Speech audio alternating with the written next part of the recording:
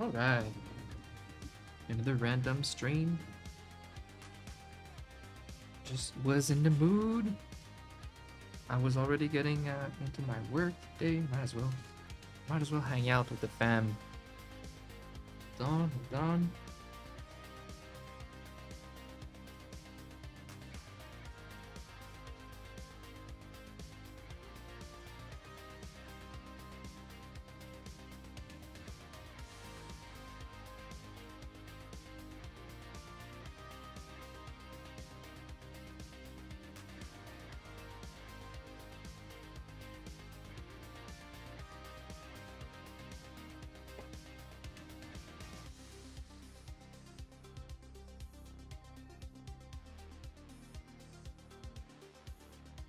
Alright, trying something really weird today.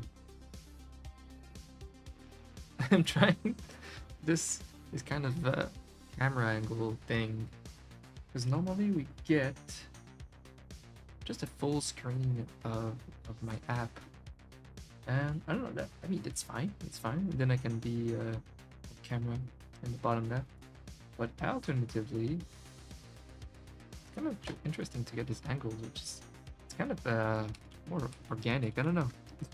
If I was recording videos for TikTok, whatever, I would probably, or like YouTube, I'd probably try this angle or something. Since I have like this ridiculously large tablet, might as well use it for like one of its intended purposes. I'm so stream rusty though. I didn't choose an easy animation to get back on stream with. But you know, who likes easy things? Artists are masochists anyway, so. Let's see. I just want to do some frame by frame animation for this animation here. The character is just gonna sneeze.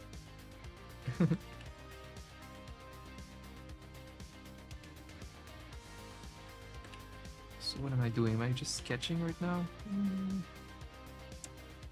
I feel like that's a sketch that I'm just gonna polish later.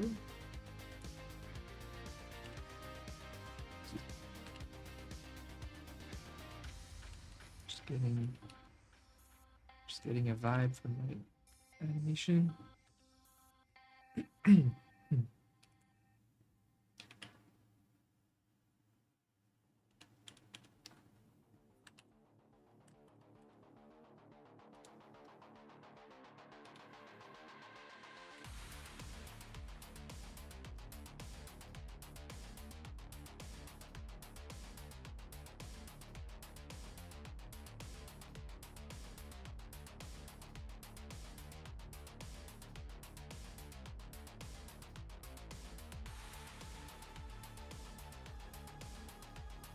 It's gonna be a little nuts to do this frame by frame.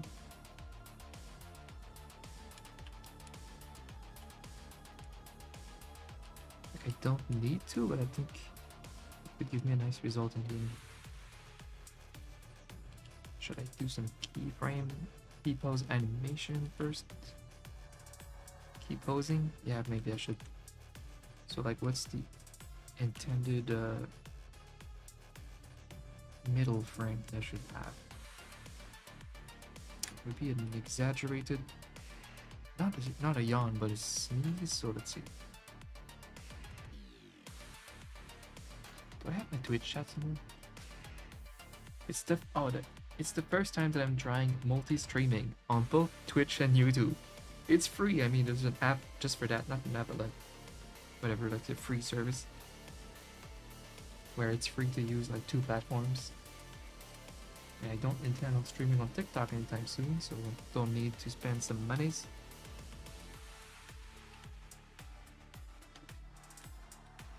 Changed all of my hotkeys recently. I think they make more sense, but I'm not used to them. It's annoying. So like Shift 4, Shift 5, Control 4, Control 5, Control 6. Or like remove frame, add frame, blah blah blah. Delete. There's a lot of controls to master or to remember in this app.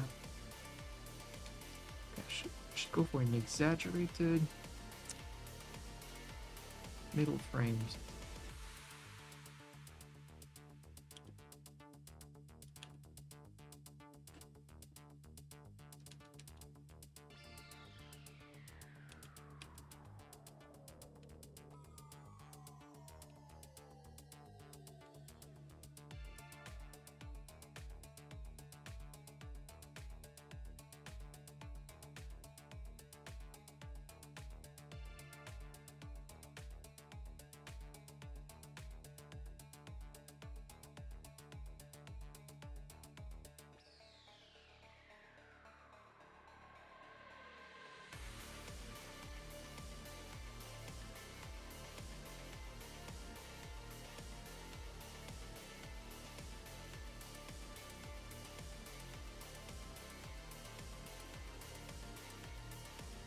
Let's see.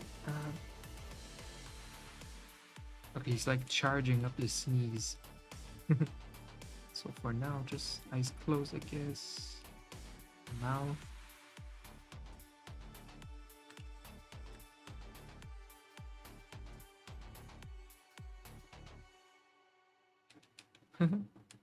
Yeah, that's good. We're just catching. Keyframe, keyframe.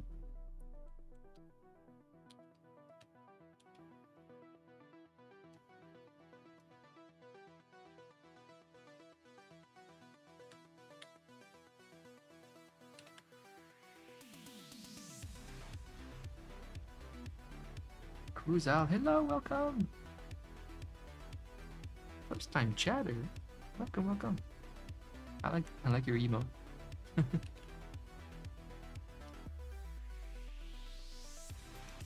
Yeah, let's do this. I'm just gonna do keyframes, which means I'm just going to sketch the frames that are like really important in the animation, and then we work in the in-between frames later. Let's try this approach. So if that's like the middle of the sneeze, just charging up for it, I should draw now actual sneezing. Something like that.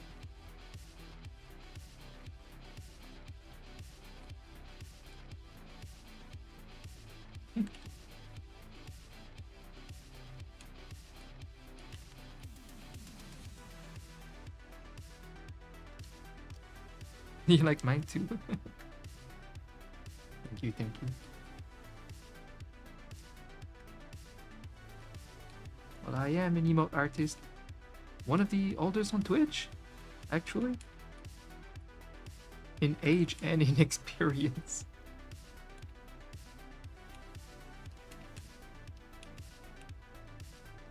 Let's see.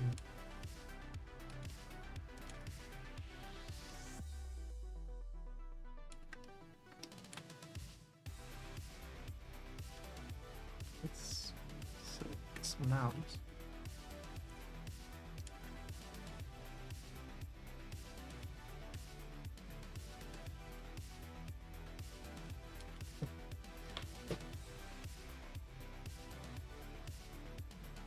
Something like that. You're a newbie emote artist? That's fun.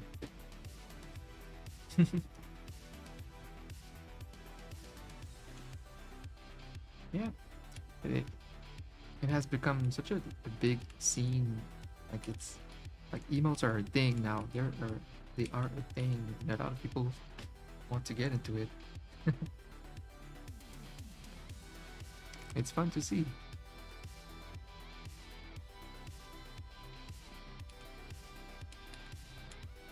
It's like it's become its own little art style, basically.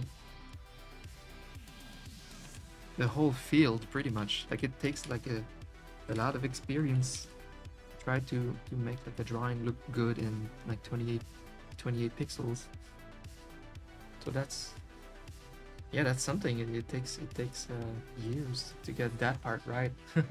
I do have like a really old tutorial that apparently people still enjoy on my YouTube channel. But I feel like if I would rewatch that tutorial, I'd be wanting to make a new one. That sucks because I feel like I should do tutorials a lot.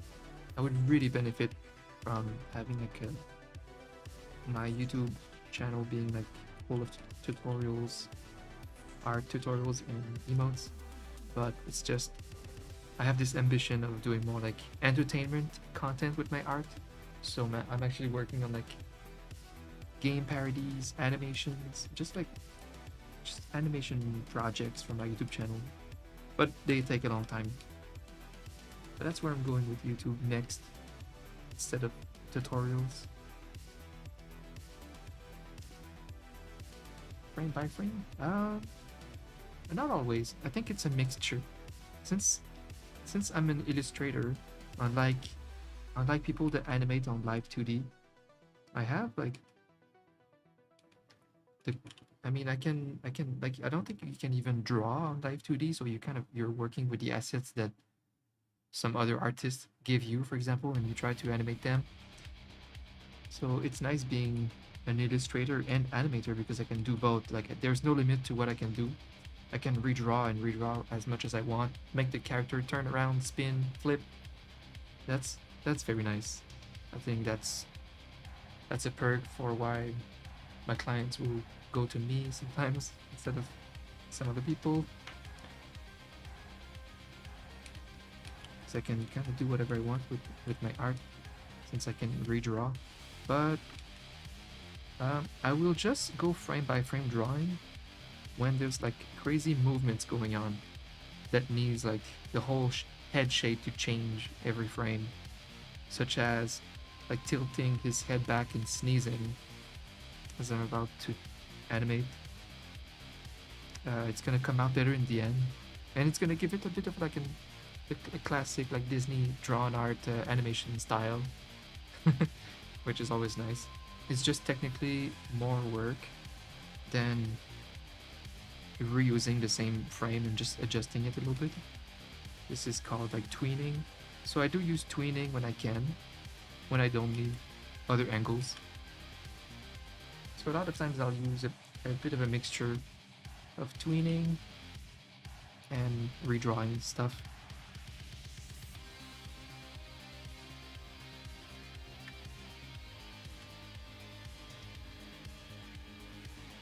Oh, I think I can easily show the animated emotes I've done for this client. Because I posted the result of the first batch yesterday. Looky! So we've made these 7 little animated emotes in the past week. Now I'm getting into the second batch for this client. I love this mascot. Just a cute mouse with a green sweater.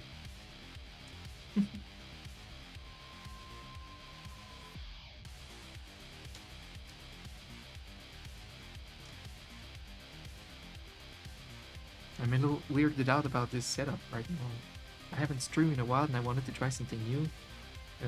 With the camera like directly on my tablet to give like a bit of an organic feel to the stream. Because normally it would be more like this with like face cam in the bottom left or something. But today I just wanted to try something new. It's different. Now we can barely see frames the bottom up. Okay. Thank you.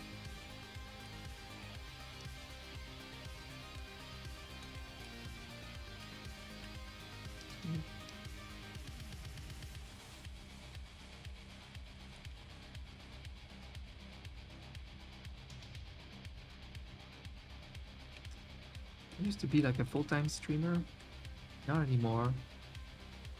I'm still a full-time artist though, and I'm working really hard on like long-term ambitious like projects for YouTube. But in the meantime, I just miss streaming so much that once in a while I just I just pop on again on Twitch.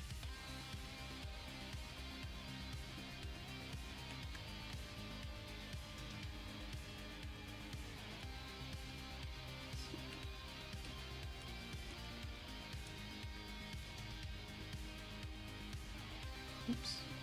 Oops.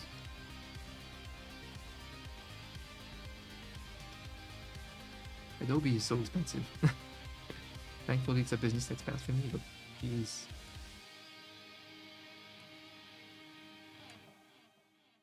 I have to pay like 40 bucks Canadian per month so that I can use Adobe Animate and Photoshop. I do use Clip Studio, especially when I'm traveling, and because the Photoshop app on my iPad, like I just work on my iPad when I travel. I just draw, can do pretty much anything with just an iPad, except that the Photoshop app is very bad. The iPad Photoshop compared to like PC Photoshop, they made it like super limited in tools and everything. It's super like a simplified version, and I hate it. So I had to use Clip Studio instead. I had to learn Clip Studio. Oh, hold on.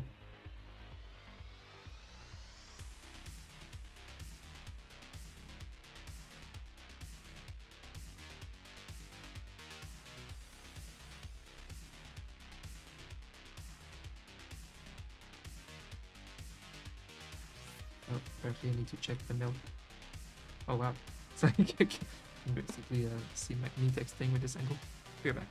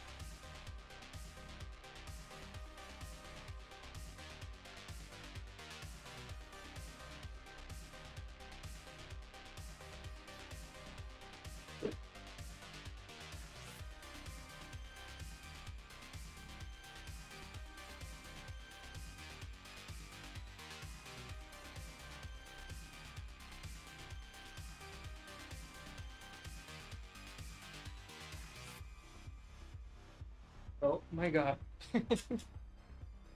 I have something very exclusive. So my girlfriend Crystal is a streamer, and I made her mascot. That's a little exolotl. Like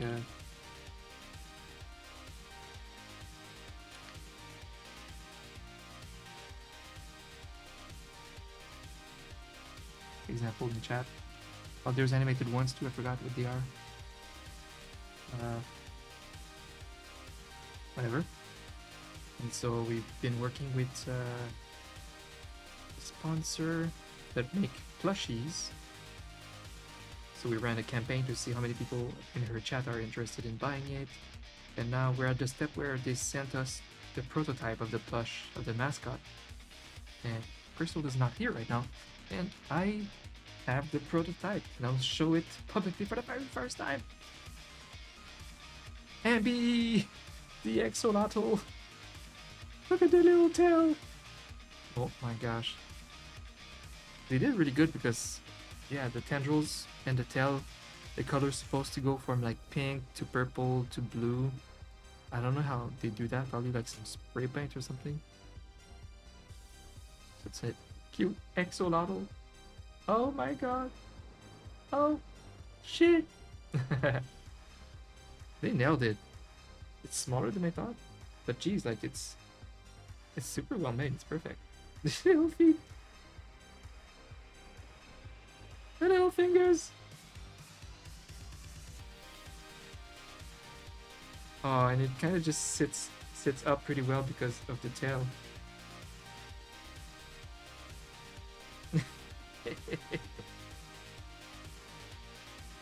Need to clip this and send it to my Discord later.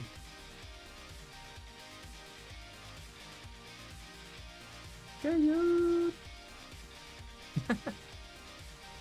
was wondering if the eyes are big enough, but I think they are. I think it's good. I think it's a pretty good plush. They nailed the expression. I can tell that they have pretty good artists working at the company. You need an experienced artist eye to not screw it up. Like, a part of what makes this expression good is the mouth being like very up, almost between the eyes. It gives it an expression of like an impression of chubby cheeks or something, and a little bit derpy. This is nice.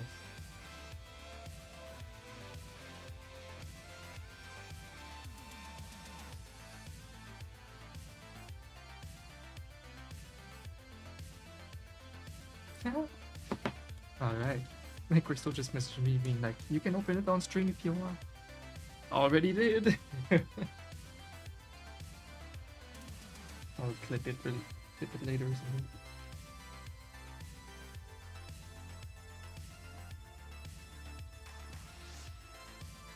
Nice. I need coffee so hard. So bad.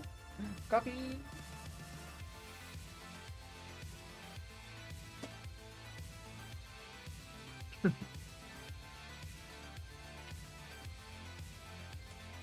So noisy. Right.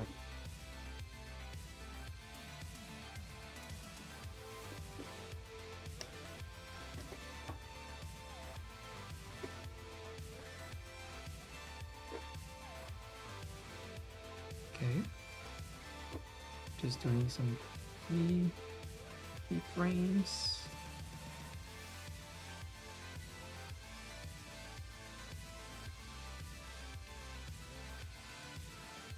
Could even just go with this frame. Pull them back even more. Very nice.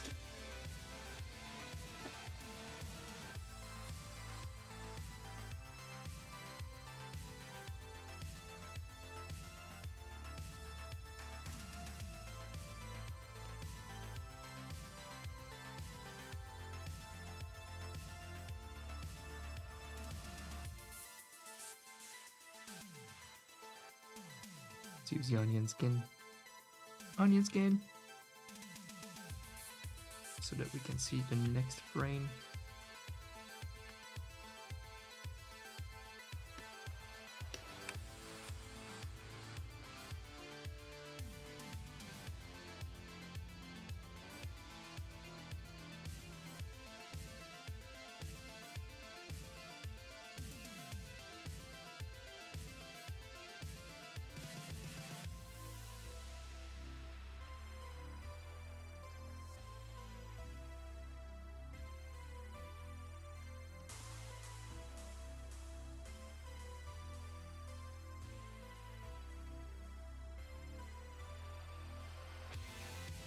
Mm-hmm.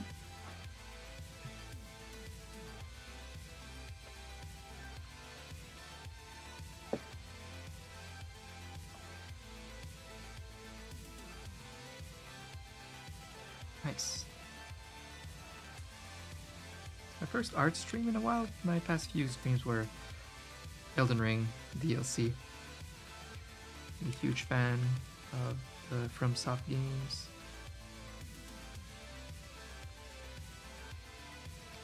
You know what, maybe it should be even more exaggerated. Put that face up there.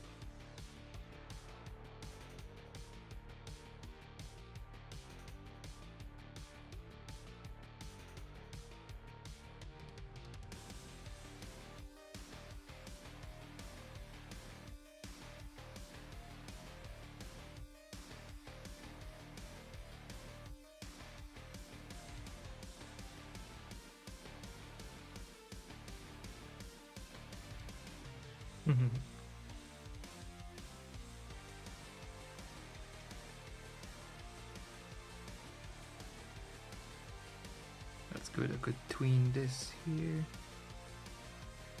Then go back there. Boom.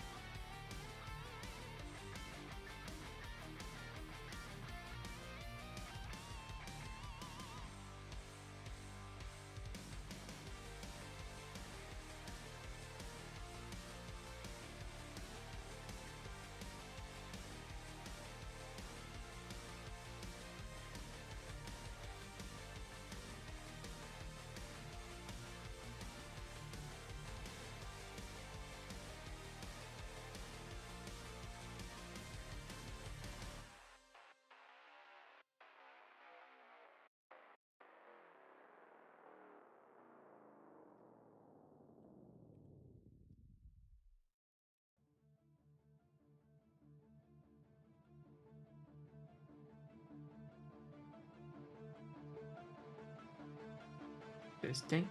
Alright, just making sure my audio is still on. Very good.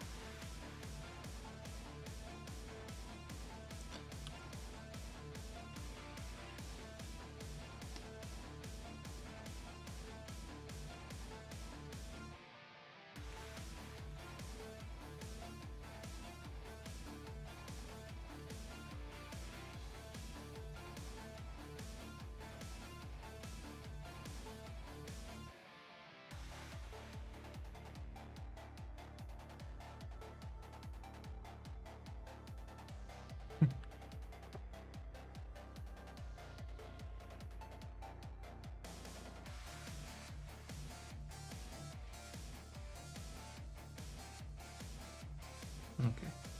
Maybe here I animate by ones. Oh, I mean, wait. It's my FPS right now, 24. Boom. See, boom. Animating by ones here is nice, but in by twos in the beginning because it's slower. Woo. Still gonna elongate this frame here, tweening it later so that it just moves slightly, and then boom. Alright. Maybe for now I can just kind of stretch this one frame just to get the timing right. Boom. Yeah, so good.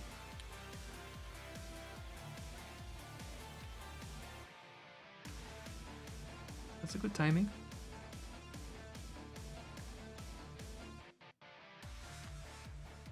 I have to get used to like this angle on stream. It's kind of alright.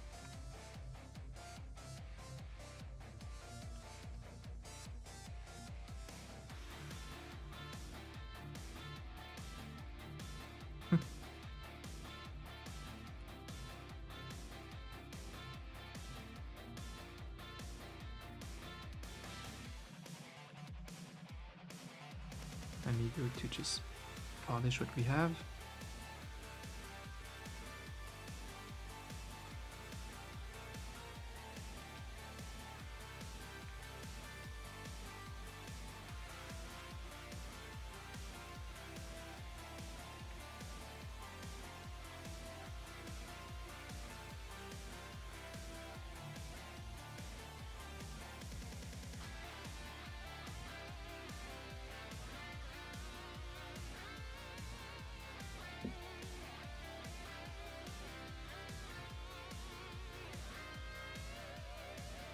Alright.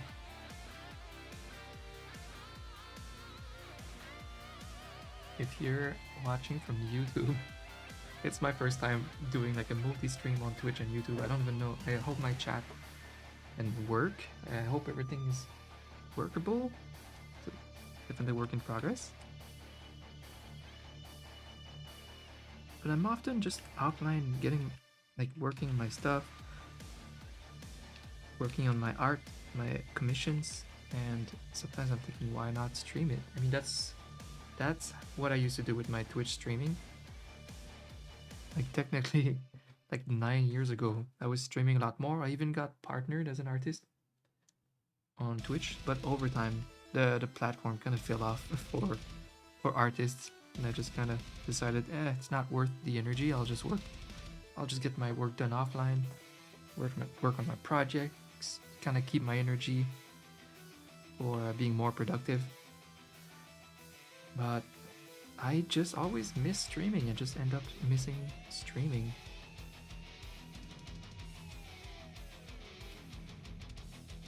So I'm still thinking of coming back to streaming more. And I'm just trying the YouTube thing too.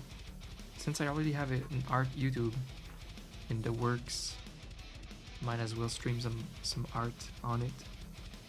For example, I'm working on animated game parodies, which I think will be what will really finally kick off my channel.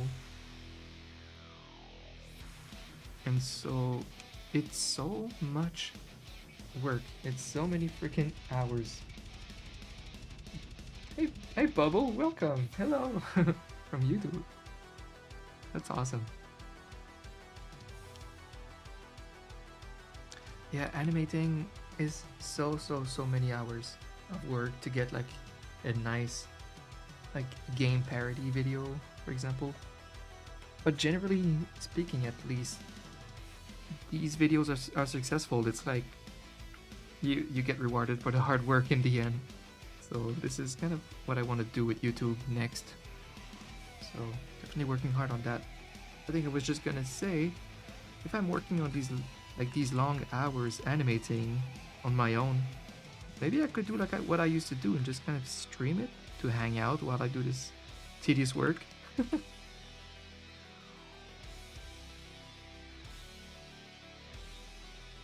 The smooth line work. Yes, thank you. We're still in sketching phase, this little animation. So I'm making a sneeze animated emote for a client. And soon we're gonna polish the lines of each frame, which is very satisfying for sure. For now, still just sketching, getting the timing right.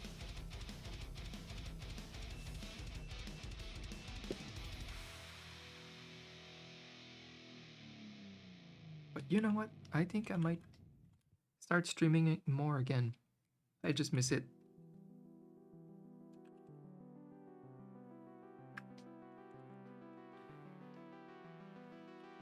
Alright, the body.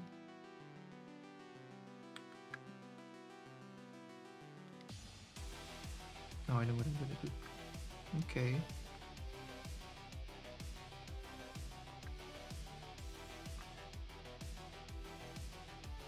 No you, Bubble. No you. Thank you. Oh, since I have it right here.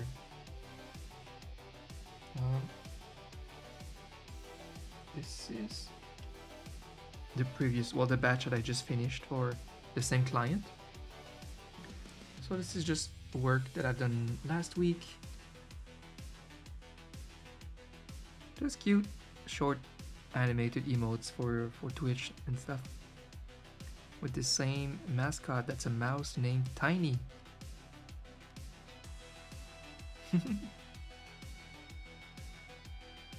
Thank you. So we're just gonna casually start the work on the next batch this week. And because of people like you, Bubble, I might end up streaming more again. The process of it and hanging out with the vibes. I need some air conditioner though. It's so hot right now.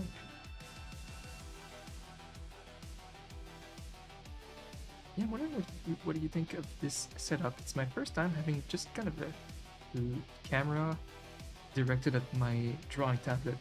Normally I'm like this. Well, actually, even normally we don't get a cam with this angle. It's just kind of on my face and the tablet is in front of me, and you guys see the app screen in full screen. But I just think change is good. Maybe even just alternating. I just wanted to try this angle here directly at the at the screen like that. It's like it's organic instead of just seeing like a tedious Photoshop screen, for example. Both are good. Yeah, yeah. I think you're right. I think it's just like the idea of having something to switch to, just the variety of angles.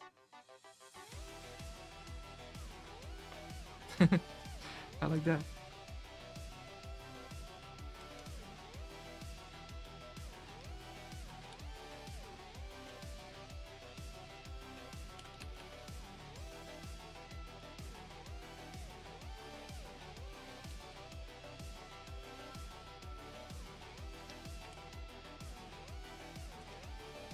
But yeah, this app definitely is good for clean line work. This is Adobe Animate.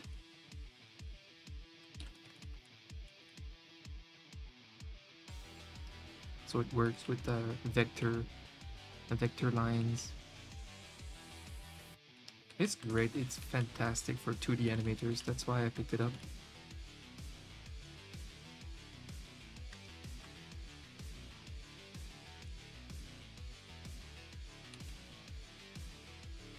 Thought it would be perfect for my upcoming projects to kind of animate 2D animations pretty fast.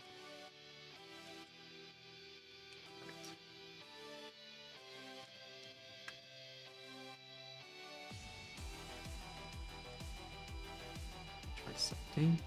Boom.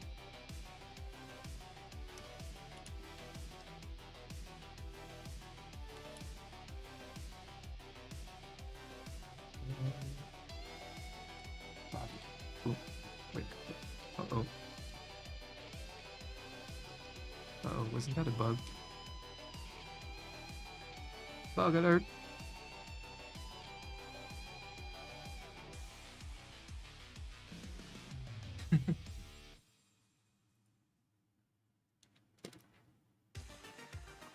Risk of Rain. Isn't that procedural I forgot all the fancy terms. What is I think I know the game. Risk of Rain. Yeah. It's a roguelike that's it, that's the term, right? Roguelike game. That looked pretty good.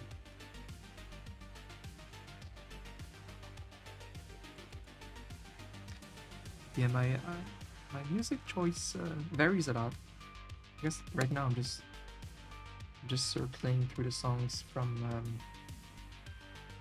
definitely one of my definitely my favorite synthwave group called Dance with the Dead. I find their music really good for like when you lack energy and you need some motivation to get something done. Or like if you need to work out or something, it's good workout music. But I have other playlists, of course, with the other genres. So let's see. I want to do that. Paste. Make this a symbol called body. Is it not working?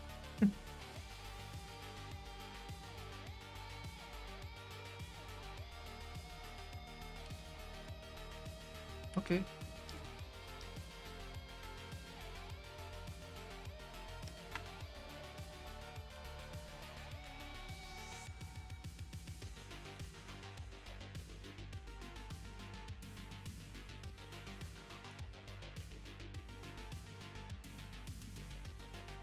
Paint behind. Boom. Boom.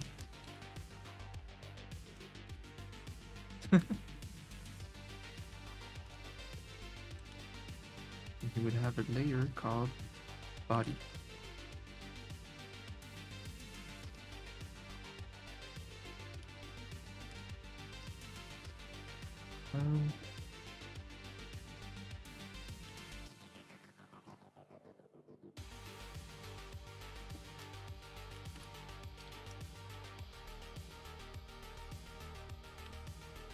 a layer called arm.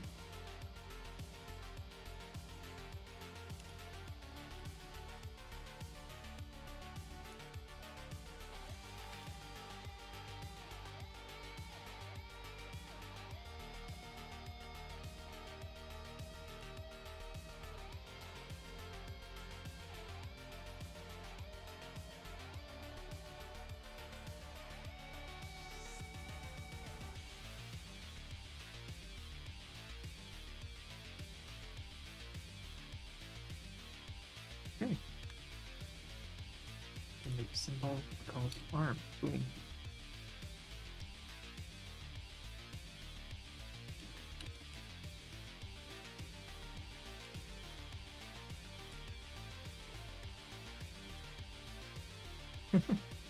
I'm really glad, Bubble. Yeah, art streams in general are good for like nice little chill background stream. Just interacting with the community while you're doing some work on your end or something.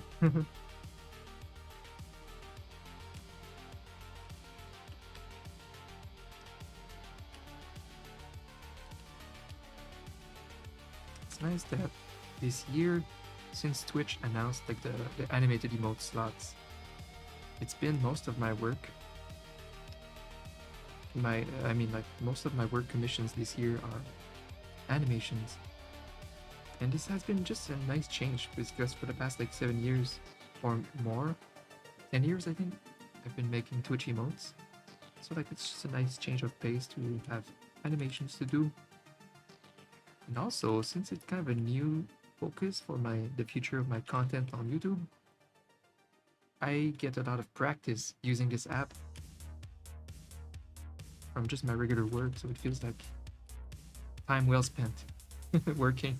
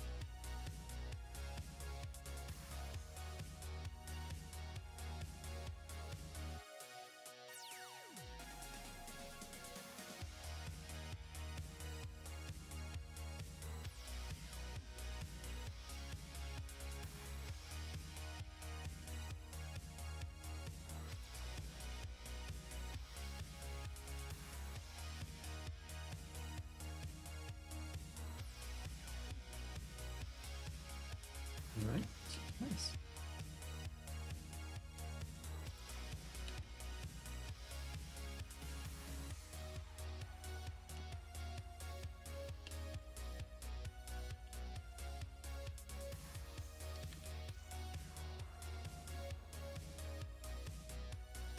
I should probably line up my other playlists for when I get tired of this. YouTube music.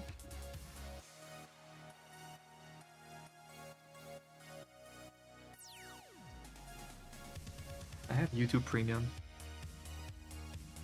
It sucks having so many subscription plans for so many things now, but at least I make good use of like YouTube music and stuff.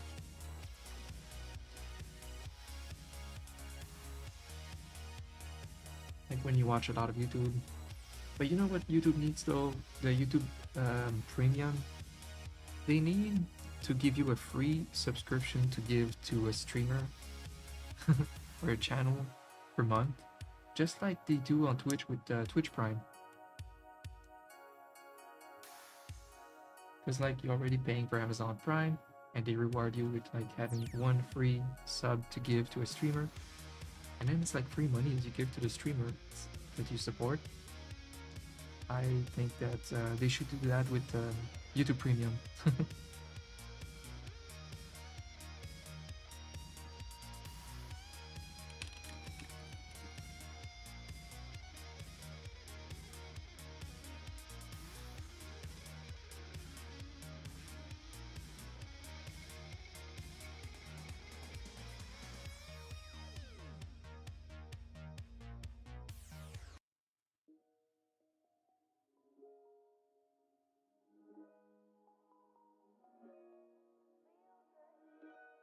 Who's the shuffle?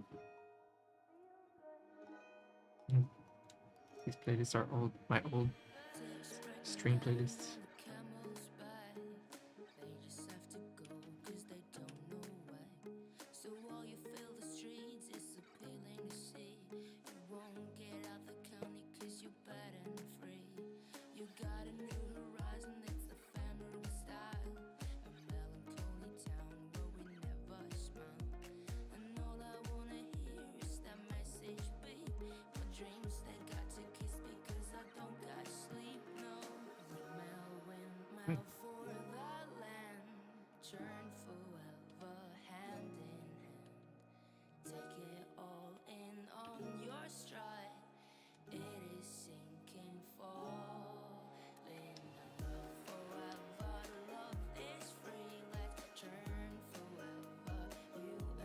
This year went by so fast, can't believe it's already almost fall. Ugh. Last week was so cold. I live in Ontario, Canada, where we have like pretty cold winters here, but the summers are definitely underrated. Like the summers are hot. Definitely very hot. Even right now, it's very hot. But I guess the summer is telling us it's not over for at least 1 week.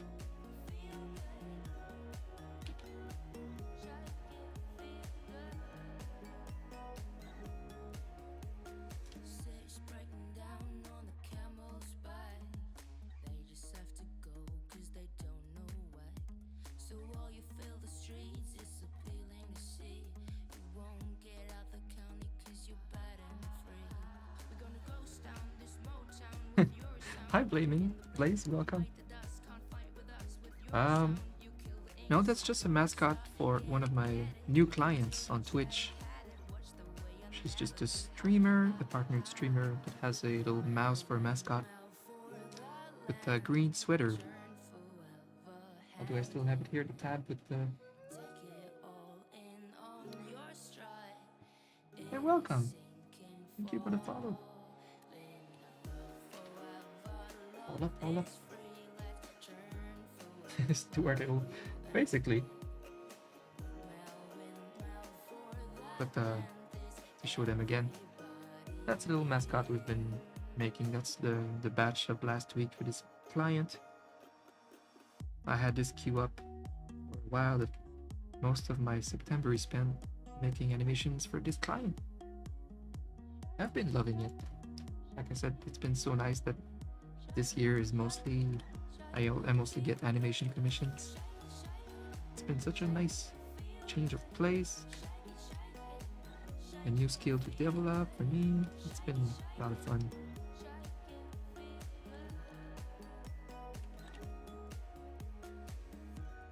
Something really satisfying too about animating for some reason.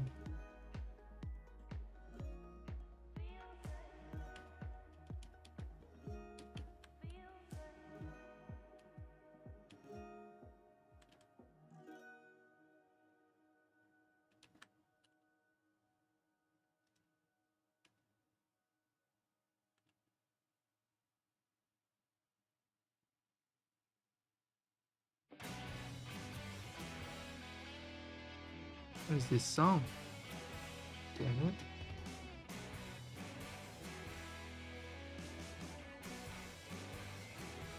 Chris Cornell.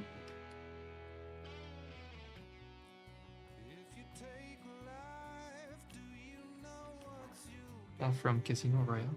I don't know why that's in the playlist. Is it in the playlist? Whatever.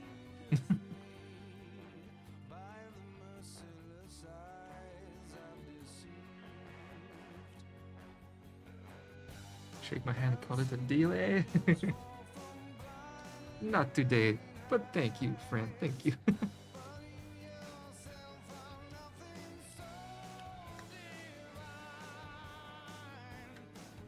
Appreciate the interest.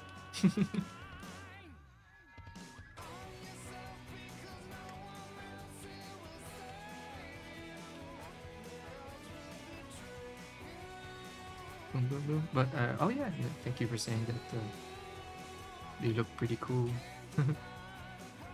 Horizontal. Okay. We have a layer just for the nose. Nose layer.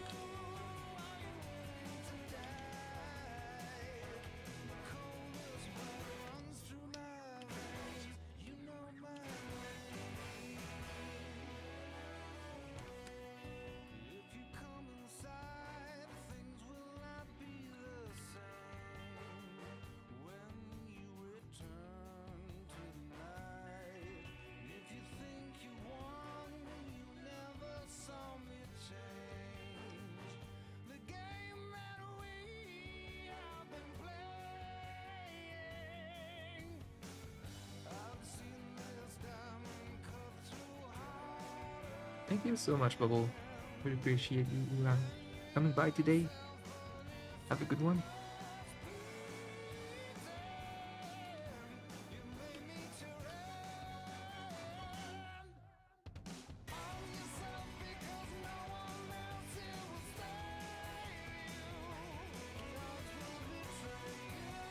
Paint selection.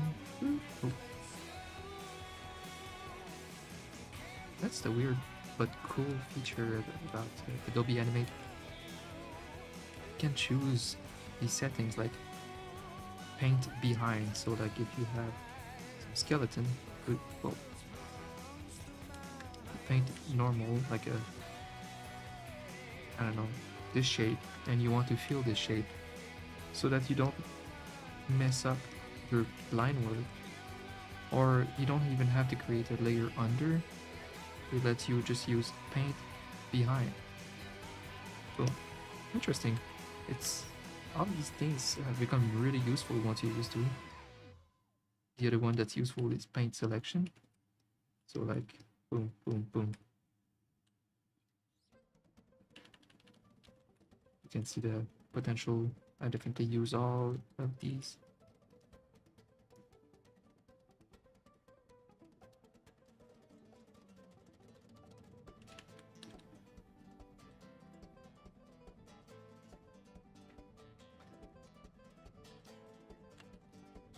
What music am I into? Wow, that's a good question.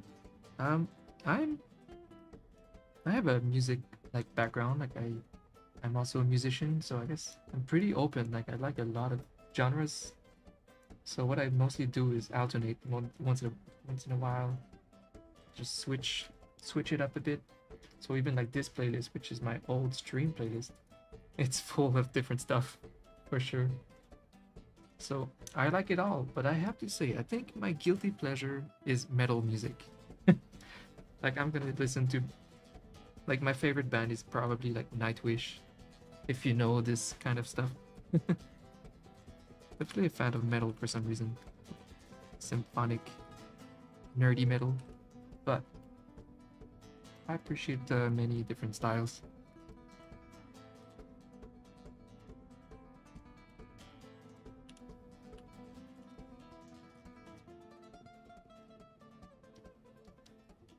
I guess I won't color the ears yet. Just gonna go frame.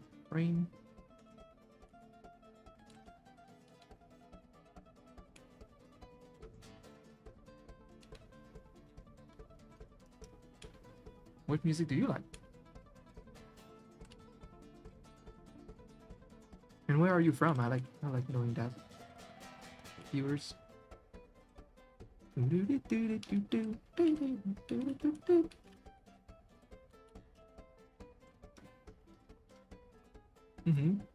Classical, jazz. Yeah, I get you. I definitely get you. I have phases. There's moments where jazz is just absolutely perfect, and classical. Sometimes I will take a walk and just listen to some moody, like supervillain classical music. Because supervillains somehow always have the best taste in music.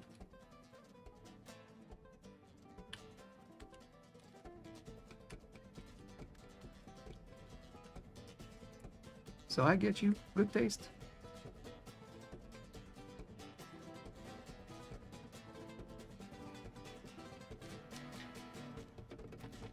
I need to find a way there's a way to merge chats of like Twitch and YouTube so that it kind of shows up on my screen now.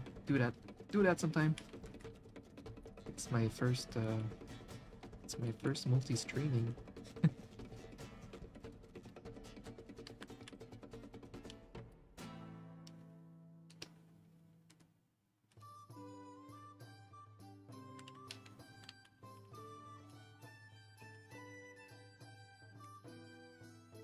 Oh my gosh.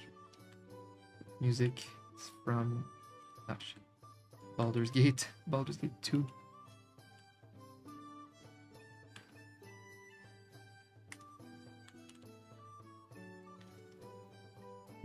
Most swagger saxo solos.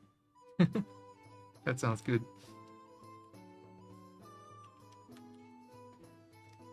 But yeah, when I'm like tired, I need to get some work done, and everything on YouTube is like distracting me, then I need to listen to some music.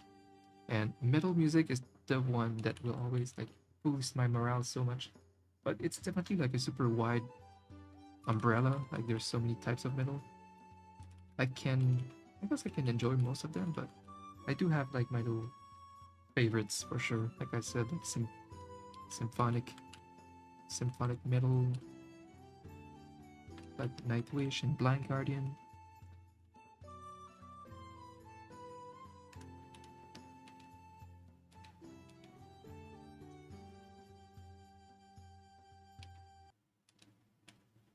It's very motivating music for some reason. It's like you're going on a medieval adventure or something.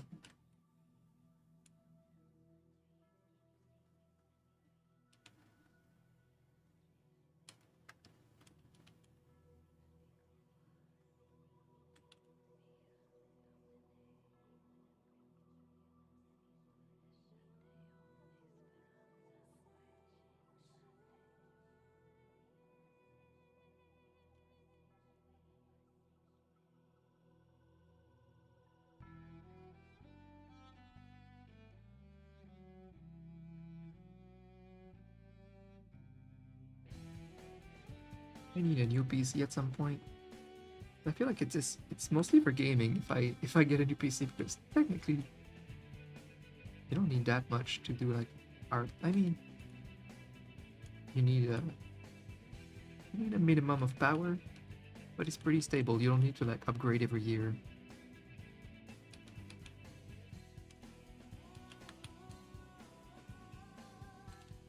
Generally, Photoshop plus streaming together will take a lot of CPU. It's pretty nuts how much Photoshop needs power.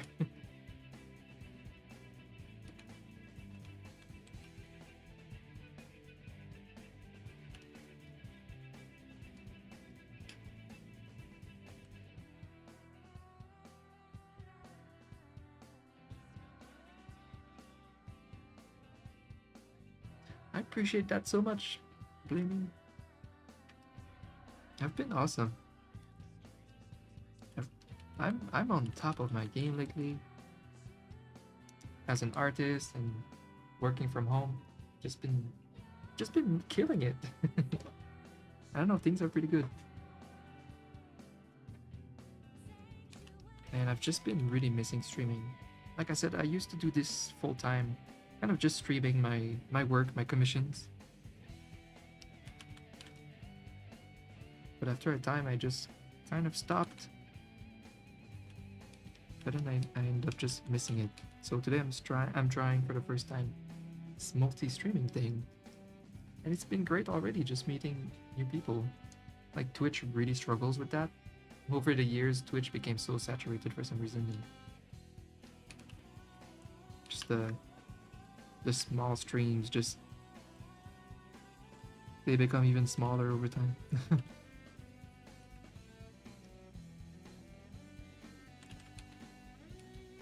But there's just so much more people on YouTube in general. I'm on YouTube all the time. I think I watch more YouTube than Twitch.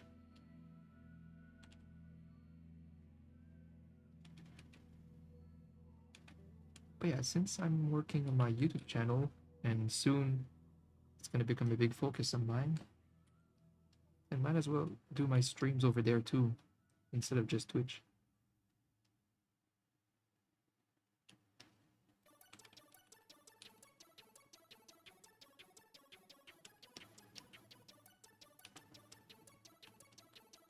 But that's cool. So I don't even know how it works to find streams on YouTube yet.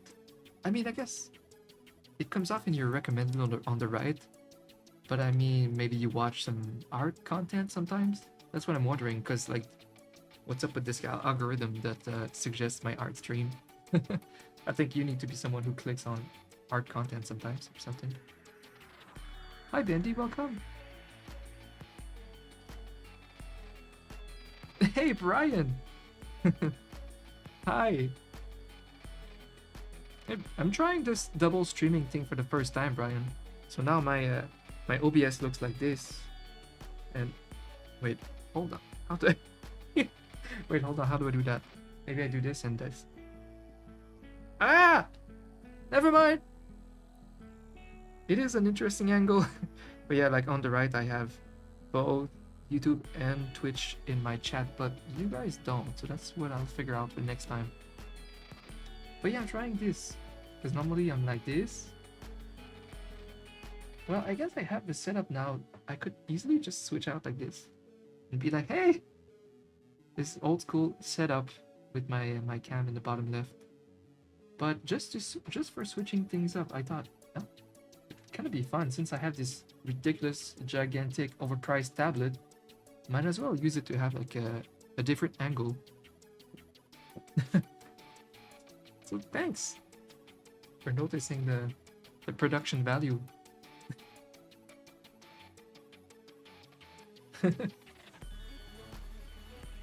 Brian, it's so good to see you. How have you been? So yeah, now if I start responding to people you don't see in chat, it's just because I'm going between Twitch and YouTube chat.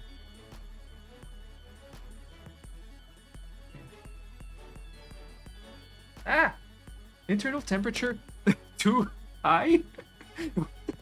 And I love that you see that on your screen. Okay, hold on. Why? Since when? What the fuck? I must have my camera never does that when I stream. Uh-oh. It's okay, we have other options, but what?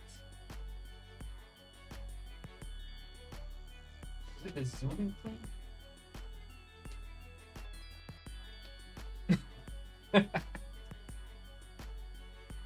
It's okay, we're a high-tech, high production value stream here, so we have other ways of continuing the stream despite the technical difficulties. Temperature too high. I don't know why.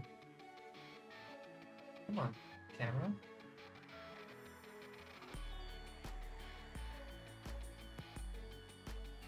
I mean, these cameras always heat up after a while of filming, but usually not connected like this, not as a webcam for some reason.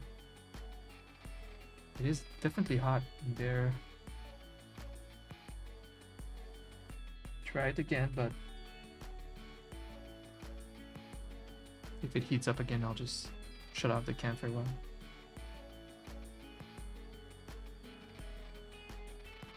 Alright, let me catch up with chat. You really go into streams? You somehow peek with this Stuart Little with this Stuart Little looking guy. That's awesome. Sometimes you gotta remind us about how big the tablet is, right? With such a big splurge that sometimes I have to remind you, hey, this exists. This is big.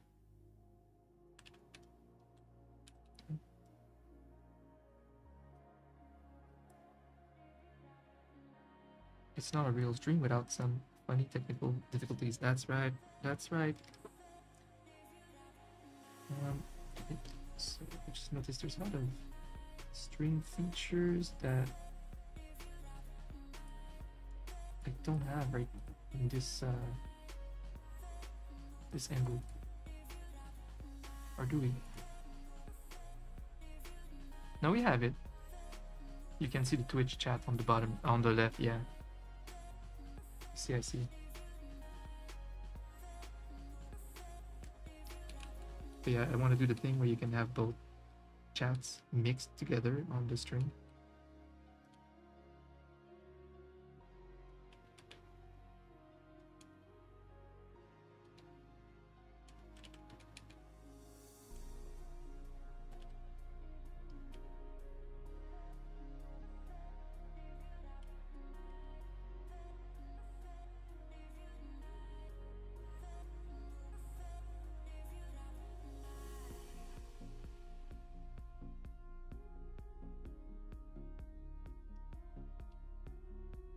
Yay!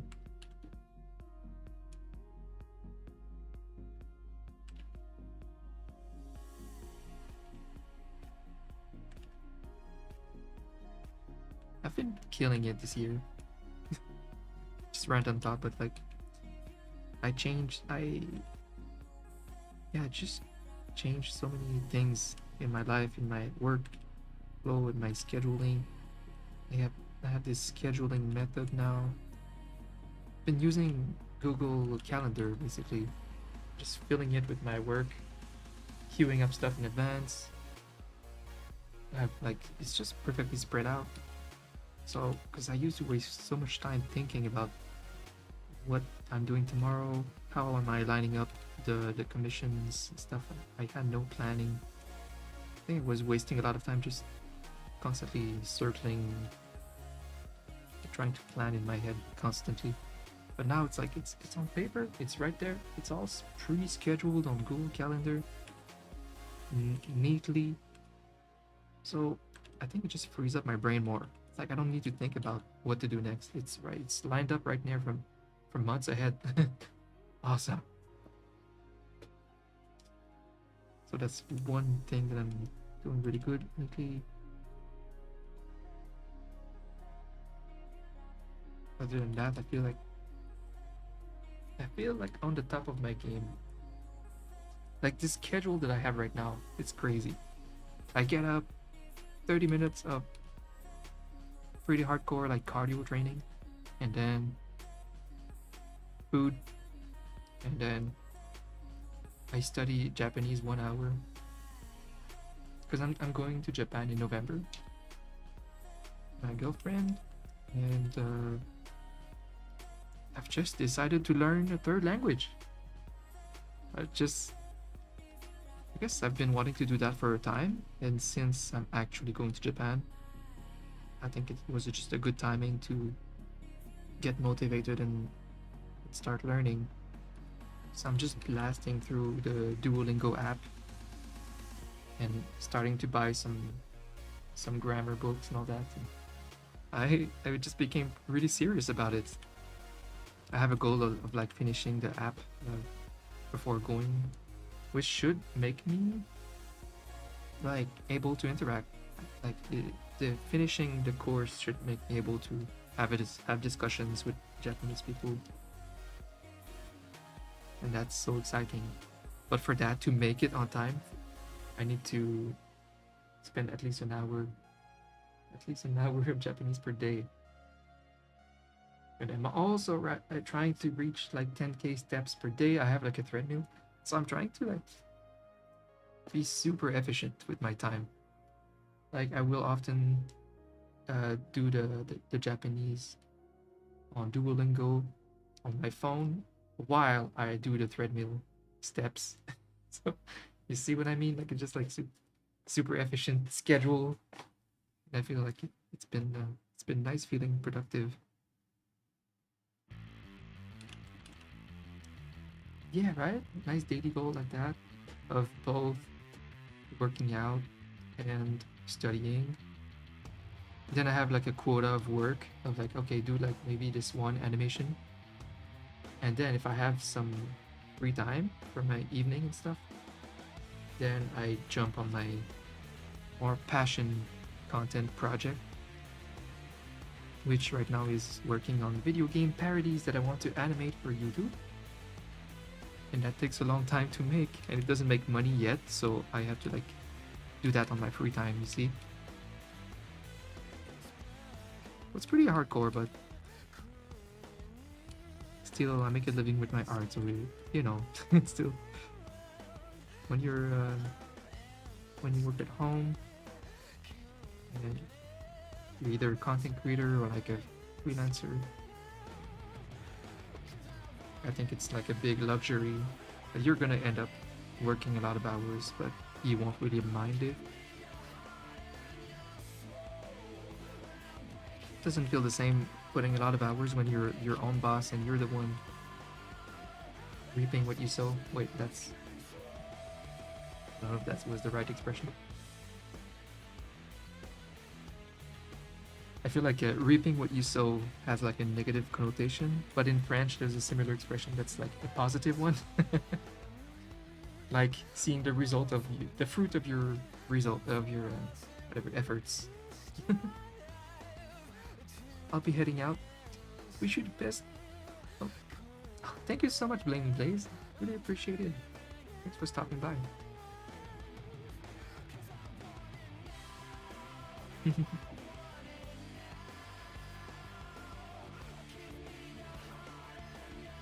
Oops.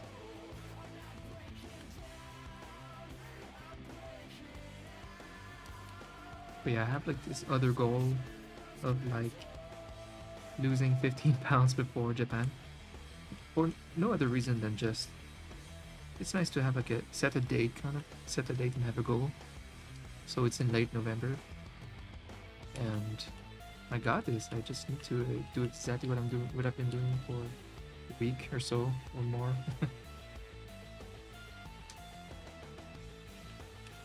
Like I have a pretty good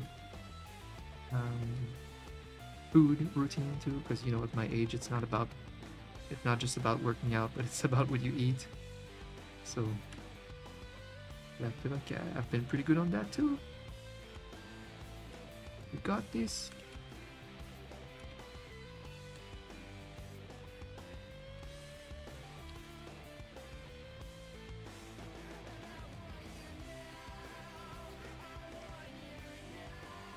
How have you been, Brian?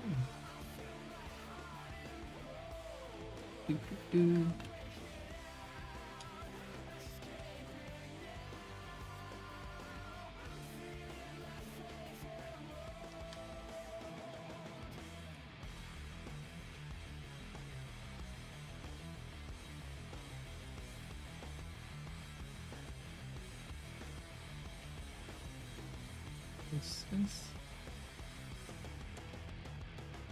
This is fun. Too bad I started the stream today. Missed it.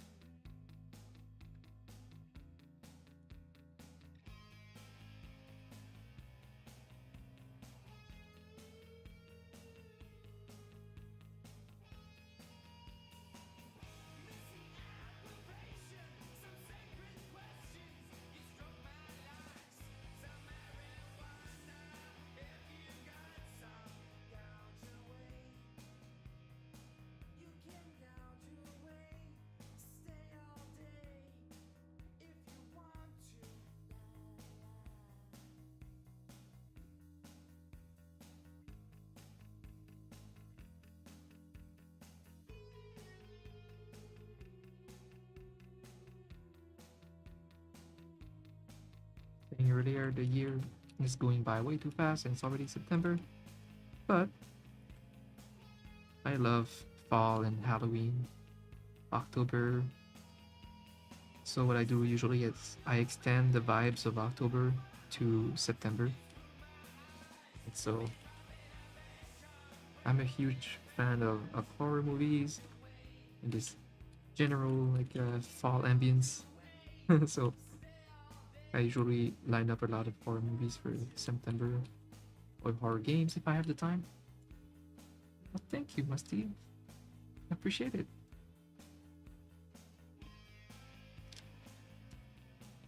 have the YouTube dashboard somewhere?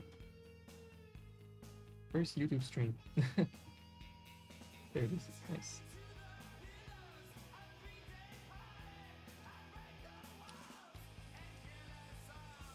So I wanted to try YouTube stream because, well, yeah, I animate emotes for like my work. It's my commissions, my daily work. But even after that, even after my work, I just have these big animation projects now going on that are more like passion projects, but more ambitious projects too. And I thought, I'm just spending hours of my time alone animating this big ass project, like a video game parody, and I could just be hanging out on a stream. So I don't know. I'm trying that, and I might stream more.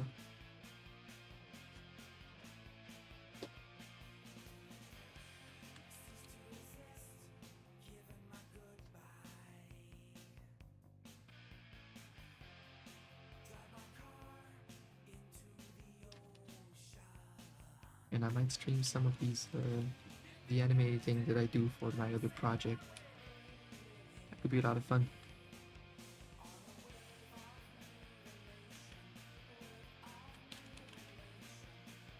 Noseless mouse? Oh no, wait, this one? This one is gone noseless now. It used to have a nose.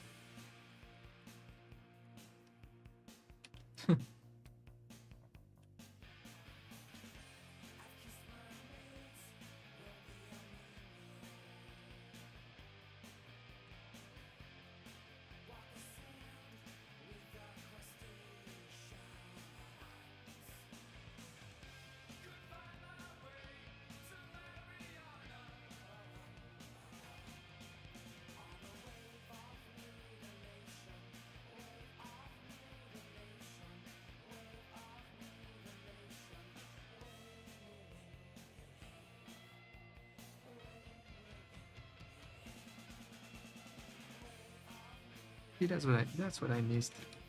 Our streams are such a vibe. We hang out, we have some music, just doing our thing. A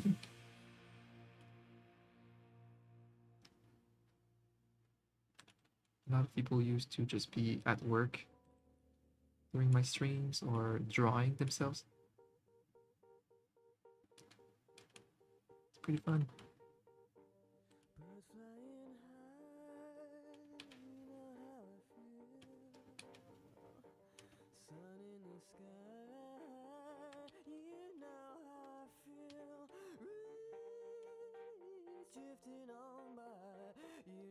That's what YouTube and Twitch are about. Community, just interacting with people, and it's interesting lately when you see YouTubers that have garnered this big audience on YouTube end up like trying to leave YouTube and create like a streaming platform or something like that. I see that a lot recently. A lot of these YouTubers are making faux pas like this, like it's the YouTube audience that made you successful, now you're leaving them. They go behind a paywall. Don't do that. Other faux pas is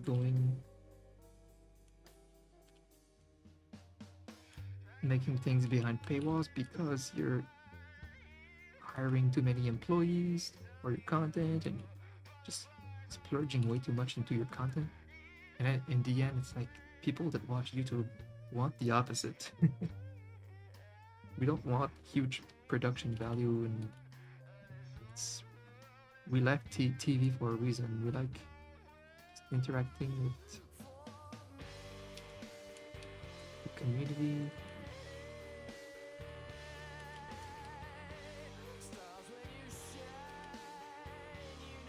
We just watch podcasts of like a couple of YouTubers on the sofa talking to each other, and it's perfect. We don't care. That's what YouTube and Twitch are all about. We're all on a sofa together.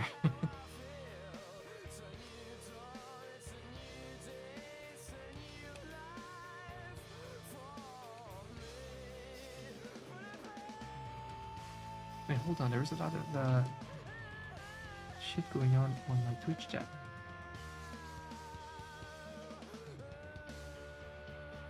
Some bots, lots of bots. Like, hey, cheap viewers here, and so dumb.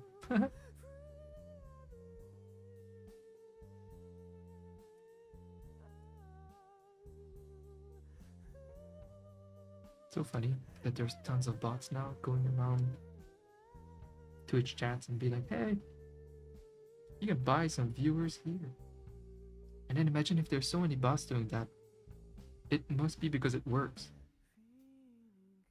So some idiots, small streamers that dream big and don't want to put in the work will buy viewers and think it's gonna help them like kickstart their channel. Loser behavior.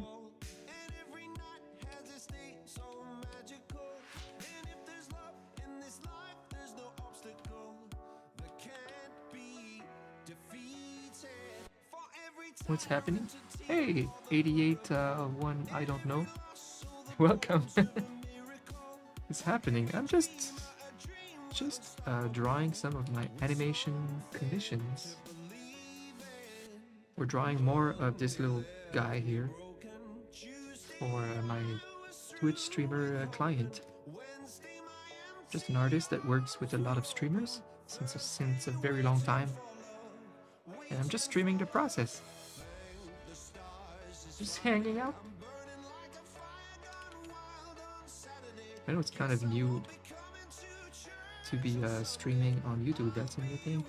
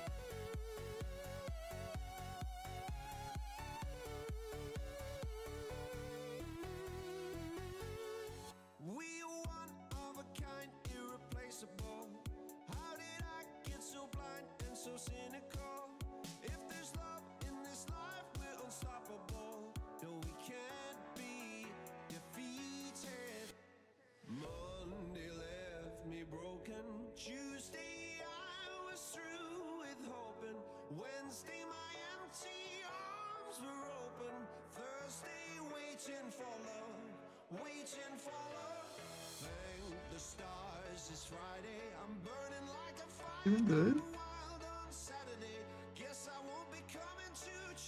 It's satisfying to clean up the line work.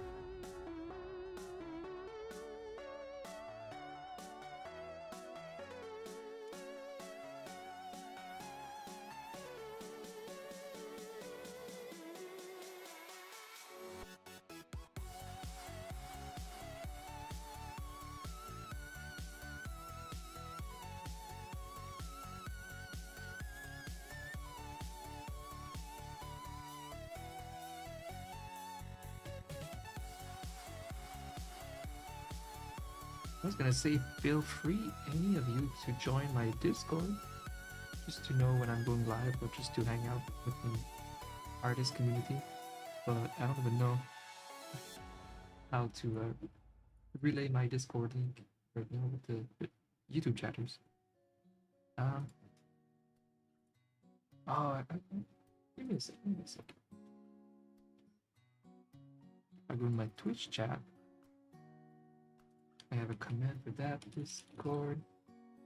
You can use that link. Boom.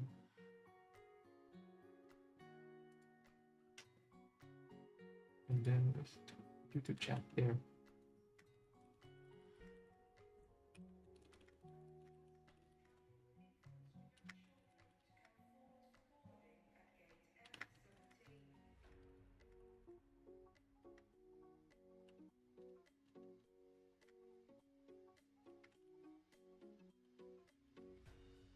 I don't even have emotes on on YouTube. I mean, you know,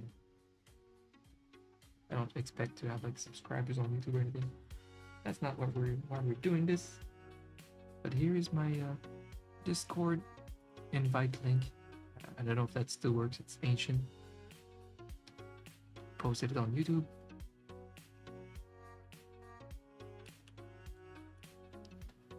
Since it's our first YouTube stream,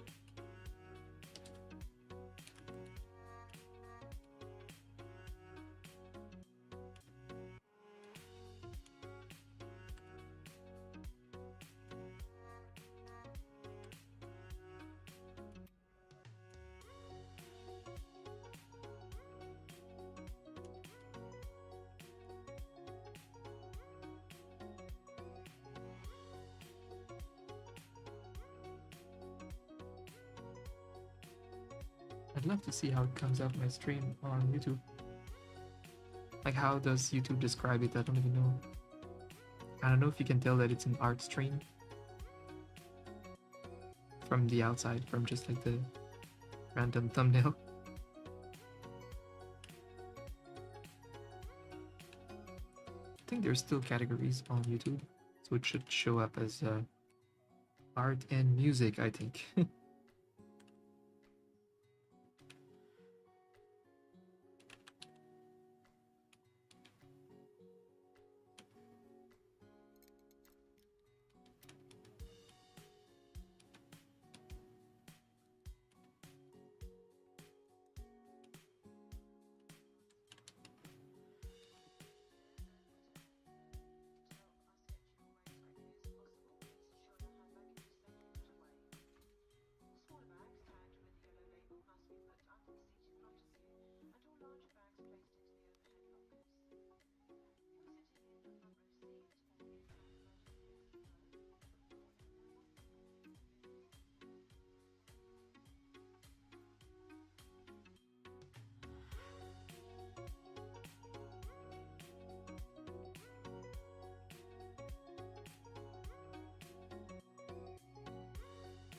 Fix that later.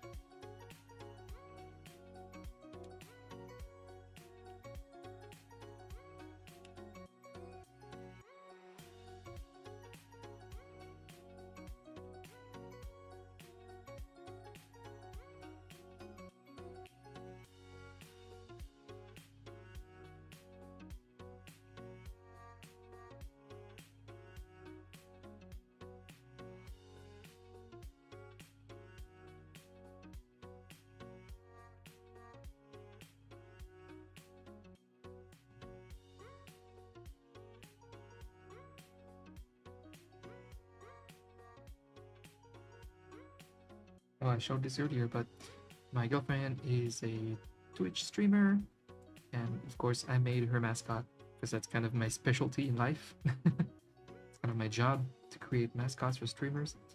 And so there's a company that makes plushes that approach her to make her mascot a plush for her community. And you have to like pre-sale like 200 of them for them to make the campaign, make the plush, and distribute it. And we made it, so there's going to be a couple hundreds of people that are buying this little plush, and the prototype just arrived. Like the step that we're at is they are sending us the prototype of the plush so that we can see it and improve it, or ask them to make some final changes before we produce it. for her fans. But here it is. It's perfect. It's a little axolotl. I wish I could show you some of the emotes I've made with this mascot, but basically a little derp axolotl. It's really perfect. It has to be like light pink, derp face, my iconic like art style for the eyes, I guess. And the tendrils going from pink to purple to blue, as intended. They did pretty good with that. The little tail does the same thing with the color. Nice. It's so cute. It's really cute. Oh my god. So Crystal fans are gonna buy even more now because this looks cute. Oh my gosh. It's perfect. Oh, I think I could show you some of these. Let's see. Hey. From my Twitter. There you go. That's the MD axolotl mascot that I've made for Crystal.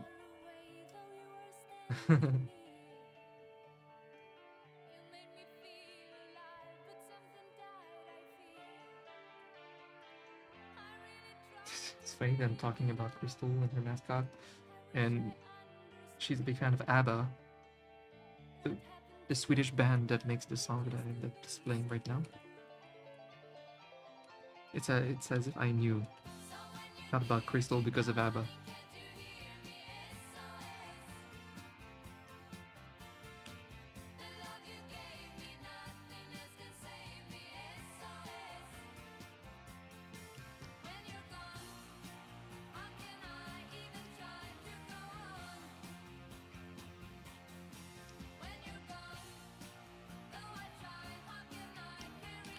Okay. Maybe the color or inside of his mouth. I think because I need to be consistent from an emote to another. Let's see. Clap.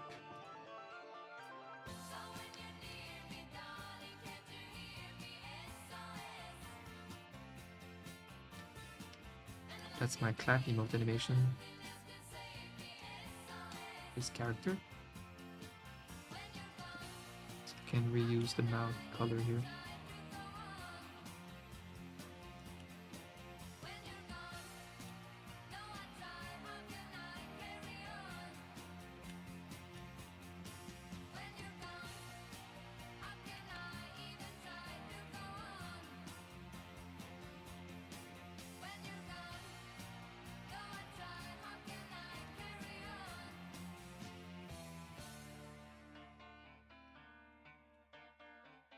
Color, boom, for the mouth. Oh, mouse doing blackface. Okay, good.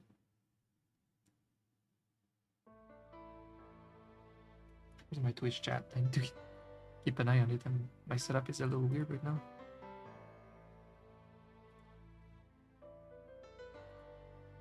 Twitch, boom, boom. Stream manager. Alright. Alright.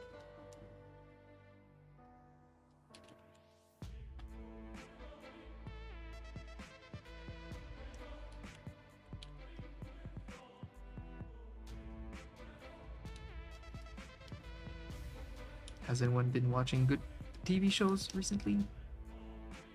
Fall is like, well, end of summer / fall is always like the hot spot for the good series coming back. For example, we just had the House of the Dragon, which I'm watching currently. So good. I love the armors, the clothing, the sets, just a lot of really good professional people working on these sets. Very high quality production.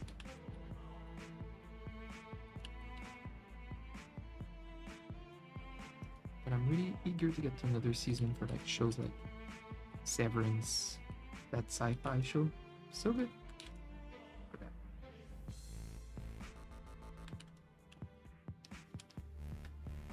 Paint selection, paint selection, boom. Let's see what I could do. Okay. You haven't lately?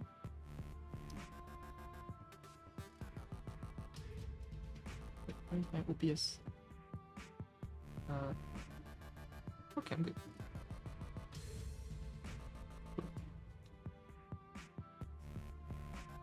Yeah, I'm a huge TV watcher, movie watcher. I'm a giant nerd.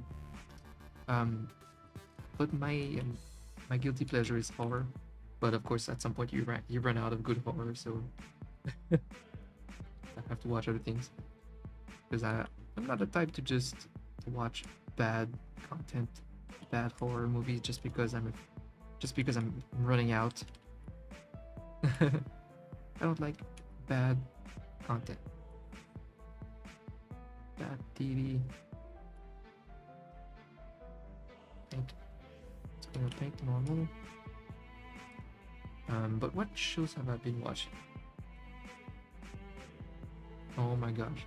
Kind of embarrassing to say, but I was in between things. Like I was without a series to watch, and then I don't know what made me in that weird mood, but I always wanted to try Star Trek, and I'm talking about the original, like just starting from scratch and just going through the journey and just watching Star Trek from scratch because it was so popular, and it was always like when I was a kid, it was always Star Trek versus Star Wars.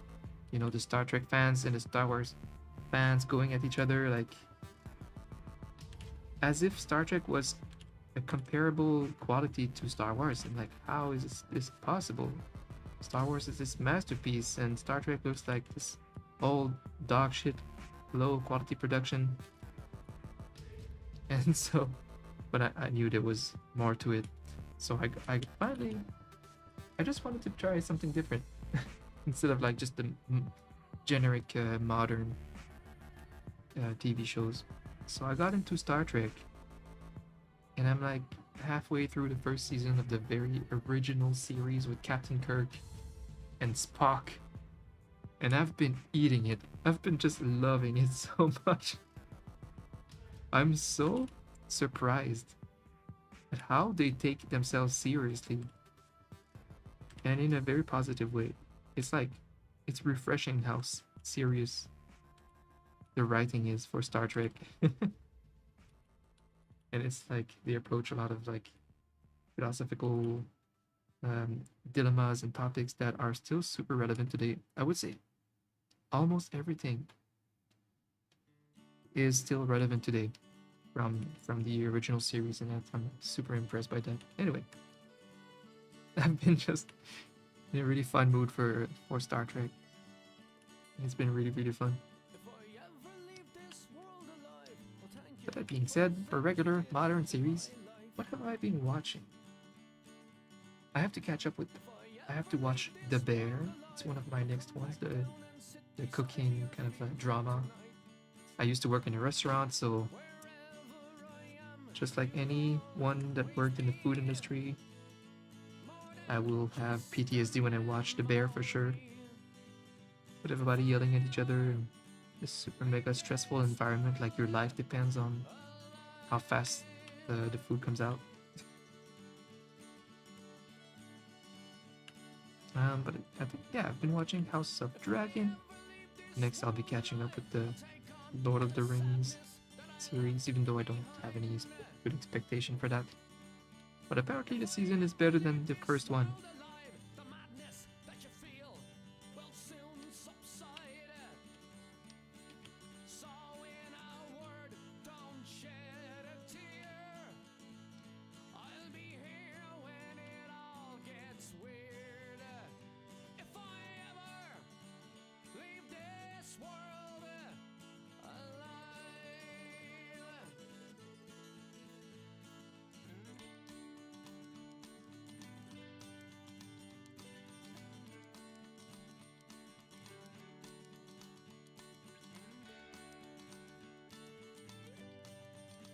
Woo.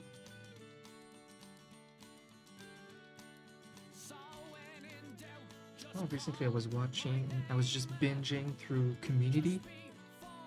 It's not like, I wouldn't say it's a sitcom, but it's just a comedy show. I'm sure some of you saw that. It's pretty popular. It was fun. It was really fun. Our Community was fun.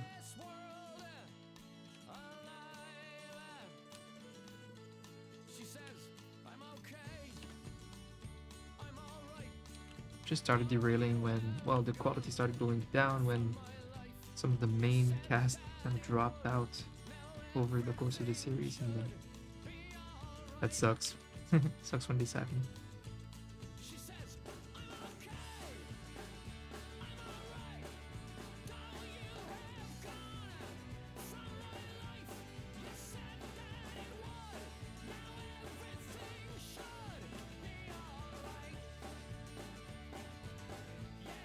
Talking about Star Trek, I think for Star Wars, The Acolyte is the first Star Wars content I haven't watched. It's just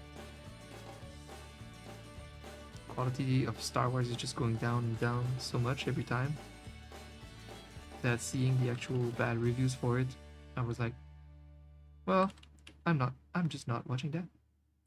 Oh, and it was cancelled. If I watch The Acolyte, I'll be watching a cancelled series. How sad is that?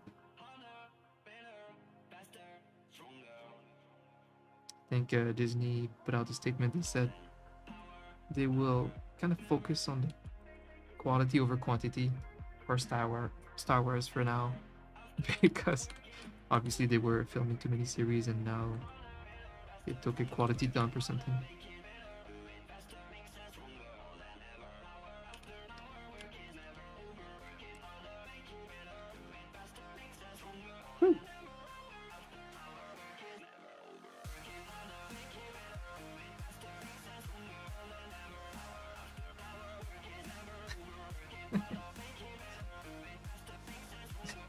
I love this setup.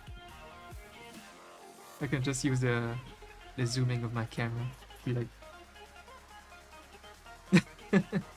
production value.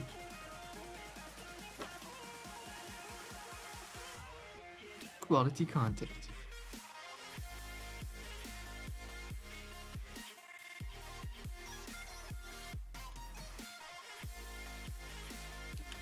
I'm doing this animation in all the worst of order, but the result is what counts. I mean, I did okay. I just kind of didn't want to continue doing the other half of the frames here. Just polishing the first half of the animation. Yeah, for dramatic effect, exactly.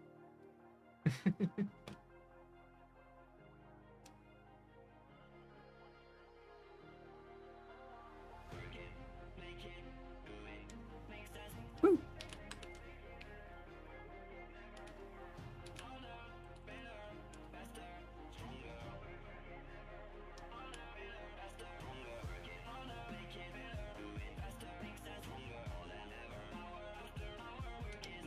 Look.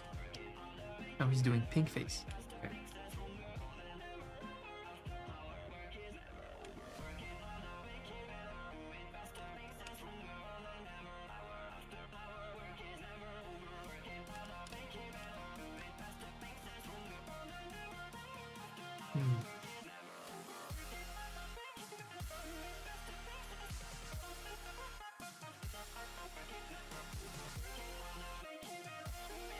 Oh yeah, a few years ago,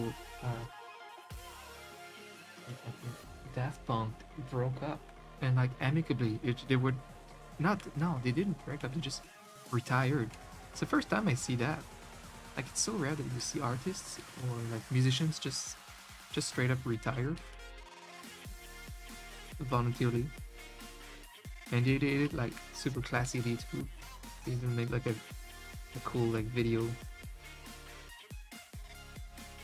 Them leaving each other, last handshake, I think. I couldn't believe it. Never seen that. Normally bands either break up or they just they go until they die, which is what I'll do. I'll just be one of those. I'll have projects until I'm dead. I'll just be, I don't know, animating series or directing series, whatever, like animated stuff. Or it's all about storytelling for me, and art and storytelling. Whatever I'll be doing in the future is related to art and storytelling. And I love YouTube. I always did. That's why that's gonna be a big focus of mine the upcoming times. That's why I'm streaming here. It's like if all of my intended future of my content is on YouTube, might as well just hang out here while I stream instead of just streaming on Twitch.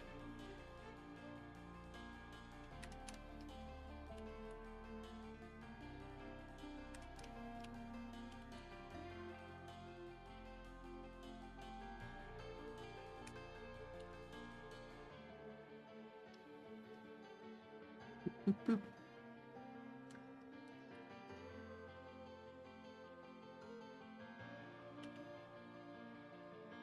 Focus on the small details later.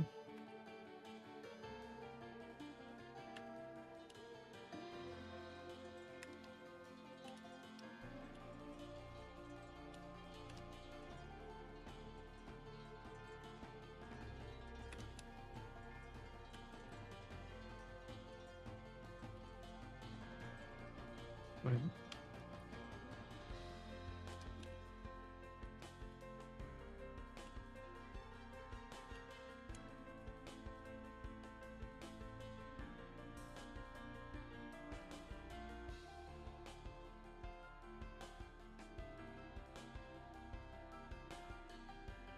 Brian, can you believe I'm going to Japan mid-November? It's crazy. It's crazy.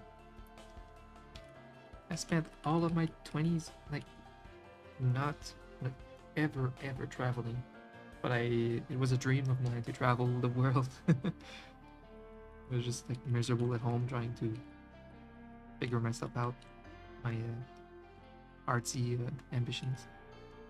Then I made it with that on that end in early 30s. And then I started slowly traveling by going to like TwitchCon, visiting LA at the same time, and visiting San Diego when TwitchCon was in San Diego, just following the conventions. So it was like my start for traveling. But now, becoming a thing, I'm finally gonna go to Japan, and hopefully soon visiting like countries in Europe next. I might go to France with my family because we have like, I mean, I'm French Canadian, so my ancestors, well, even my mom's cousins are from France. So we're just gonna go there sometime soon. I want to visit England, Germany soonish. And of course, like everything else.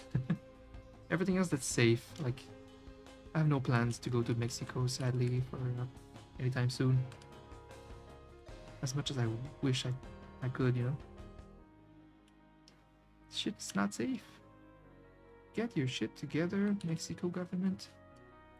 Because as a tourist, it's just one of the worst places to be, other than a country at war, which probably goes to #1 spot. Have fun TwitchCon. Wait, no, you missed what I was saying, but I'm not going to TwitchCon this year. I'm just saying the beginning of my traveling life began when I started going to TwitchCon a few years ago. No, but this year we're not going to TwitchCon. We're going to Japan in November. I miss TwitchCon though. Next year, I'd love to. I think we will go to TwitchCon since I don't think we're gonna plan something crazy at the same time, like another travel that replaces TwitchCon.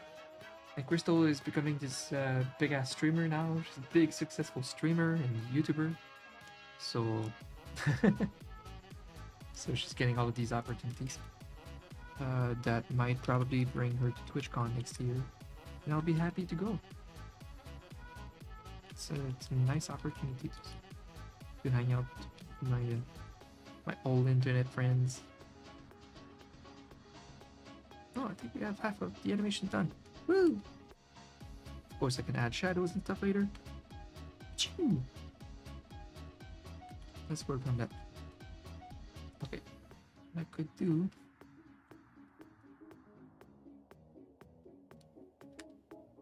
Boom. Yeah. Classic frame. Okay. So what I could do here.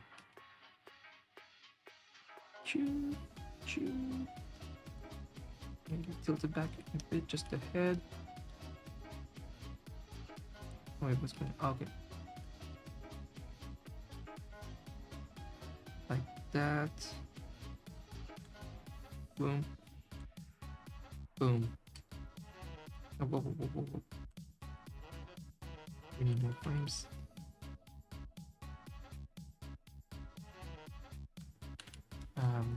But yes, to your other trips. I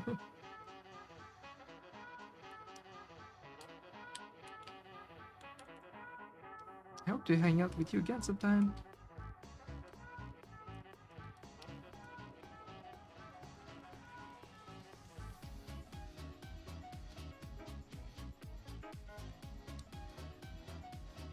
Our friend Sam, which I assume maybe you know because he's kind of in our same group of friends.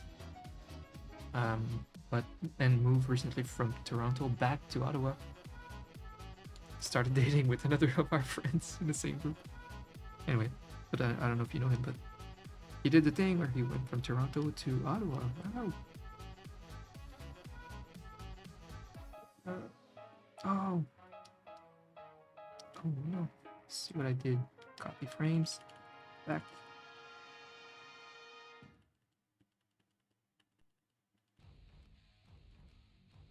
Okay. Paste frames. Boom.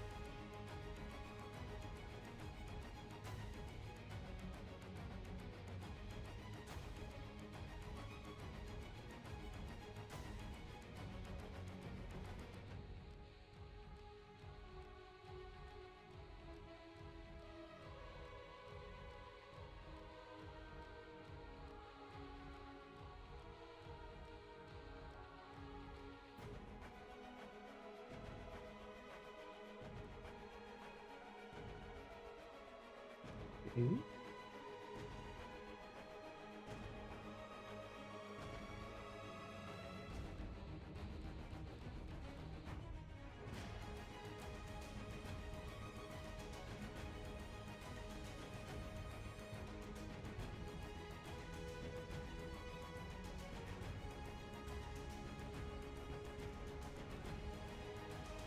What? It's almost 7 p.m. I started very late, but I want to stream more. I think I will. I'll just do this. I'll do this double streaming on YouTube and Twitch. Woo.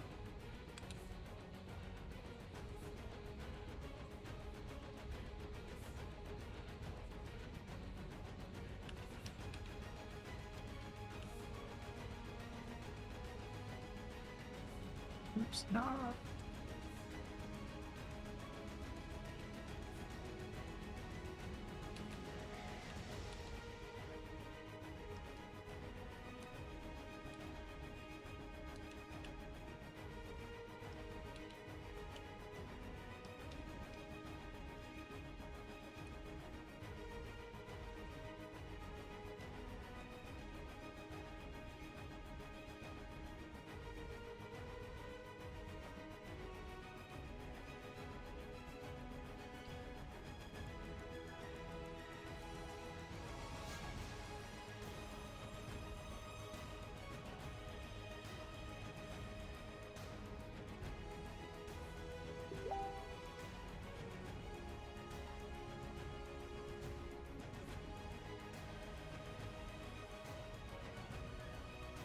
Facebook open? The fuck?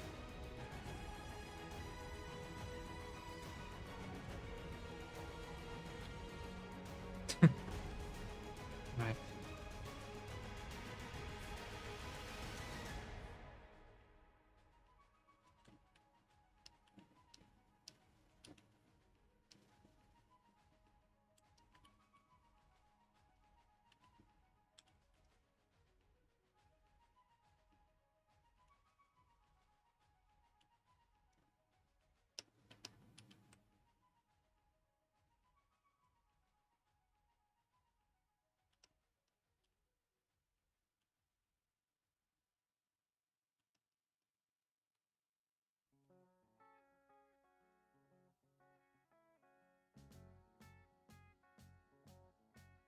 Imagine me and you, I do.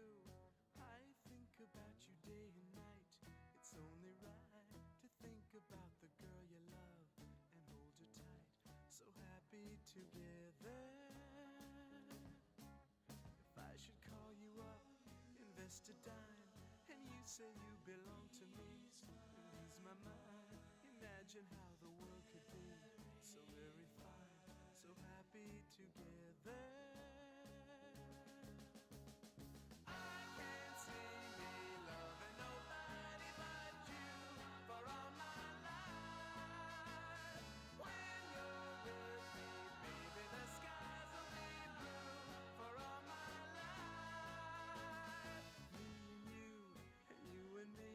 No matter how they toss the dice, it had to be.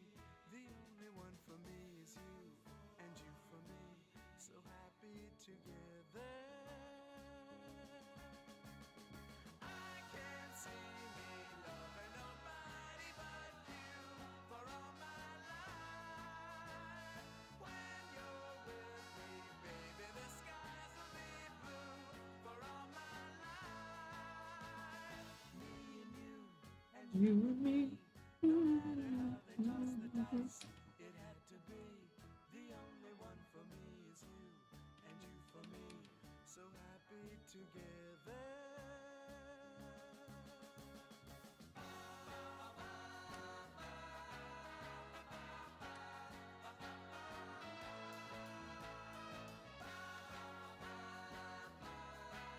Ba-ba-ba.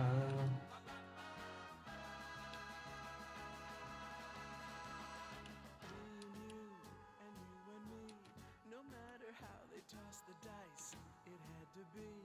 The only one for me is you, and you for me, so happy together. So happy together. And how is the weather?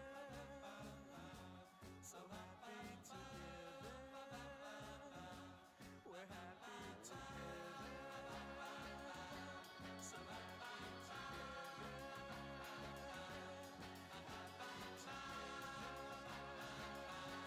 So happy together.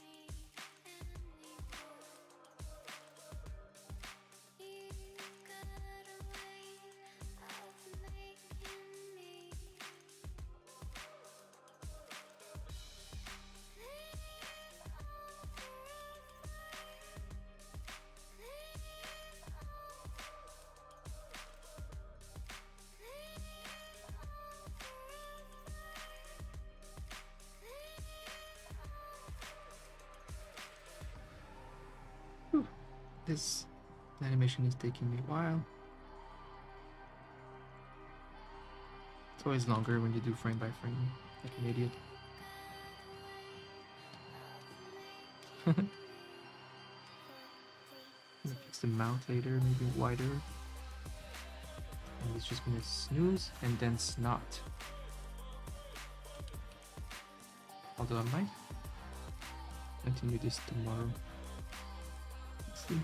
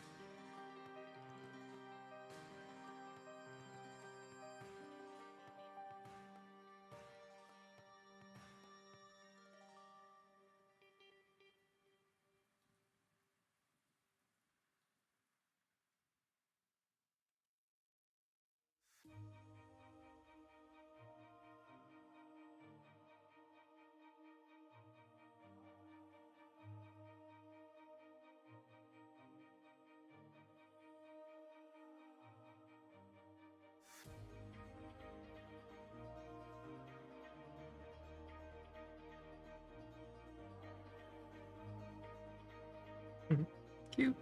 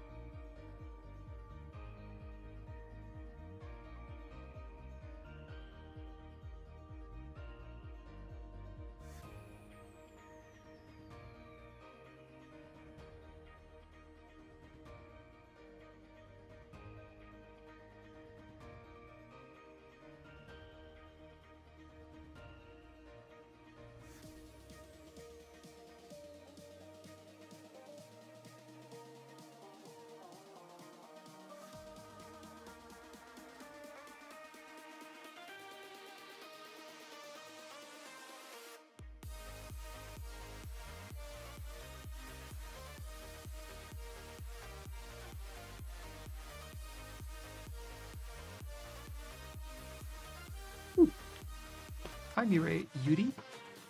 Welcome.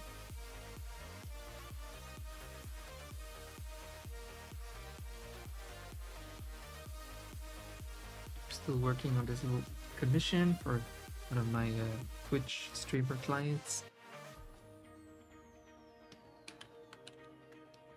It's a little mouse mascot with a green sweater. I'm starting the second batch today.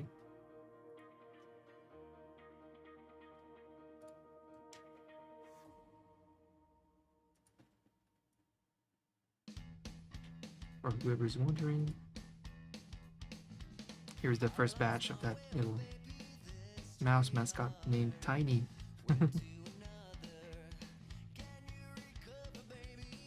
So these are little animated emotes for Twitch. Thank you.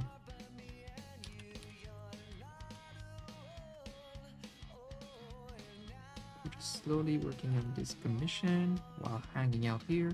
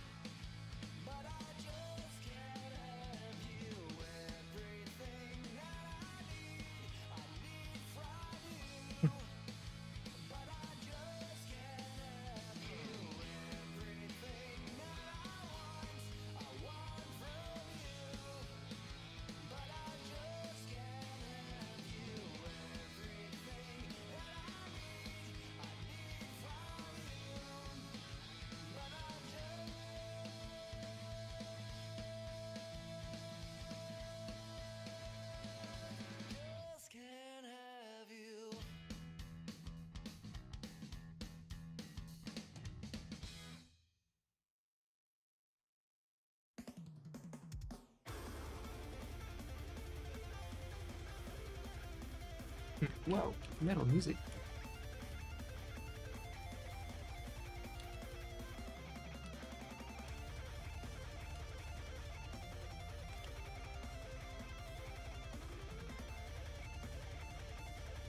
I don't even know what this is from.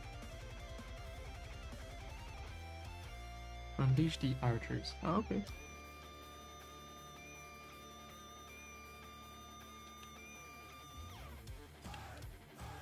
Hey. Oh my god.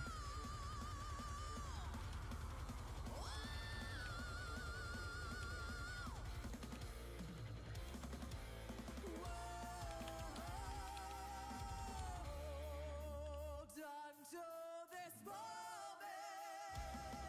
for time. This is the night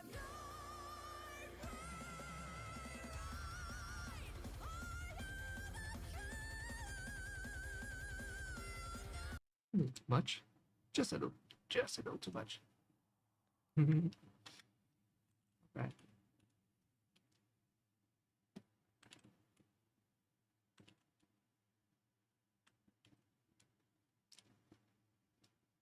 Music, where'd you go?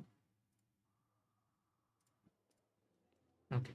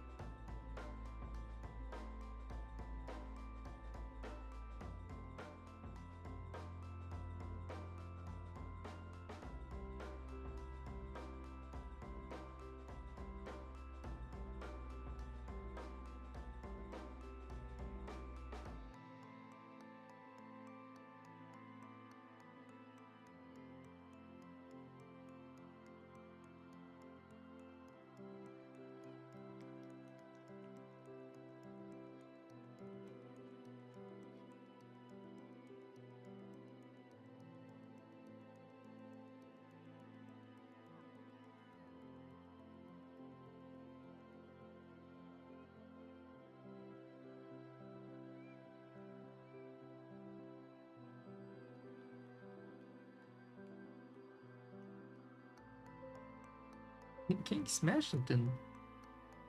Long time no see. Welcome back.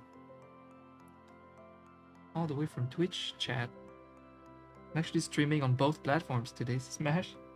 And did you see the production value? Whoa!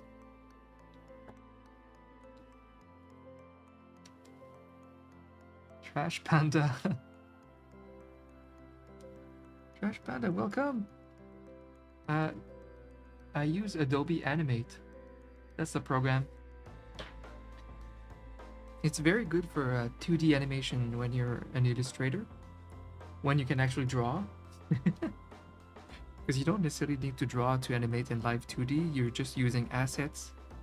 So I think a lot of people animating emotes on live 2D, they use like an emote that's already made by another artist, and then they just kind of make it move a bit. But when you're an illustrator and animator, you can actually redraw. What was that? You can actually redraw in different angles your character. You can do anything you want basically. So it's better to use something like Adobe Animate in that case, where you can just see, like, I mix a bit of frame by frame animation with some tweening. It's fun. It's good stuff.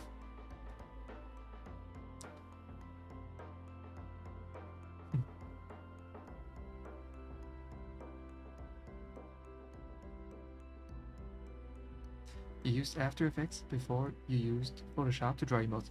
Oh, thank you so much, Trash Panda. Where do you know my work from? Um, I've always designed my emotes with Photoshop. I'm just super used to Photoshop.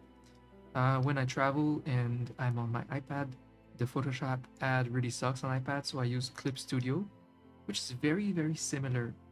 Like in the best ways, it's as good as Photoshop for drawing.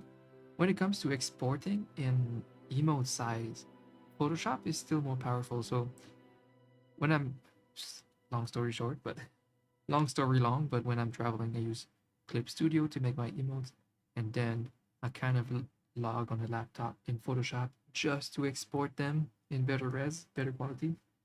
So Clip Studio doesn't export that well. That being said, I still draw my static emotes in Photoshop out of just being used to that. But for animating them, I used Adobe Animate. It's perfect for making GIFs out of emote designs.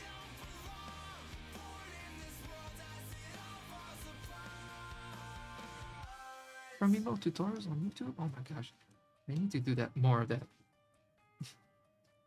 I should have done a million more tutorials over the years. It's not my favorite type of content to do. I want to make like animated parodies of games and stuff like that. That's what I'm working on now, behind the scenes. I want to kind of have like an animator slash art YouTube, but more entertainment oriented than like tutorials. That's why I haven't done much more tutorials. But I know that they helped a lot of people, so that's nice.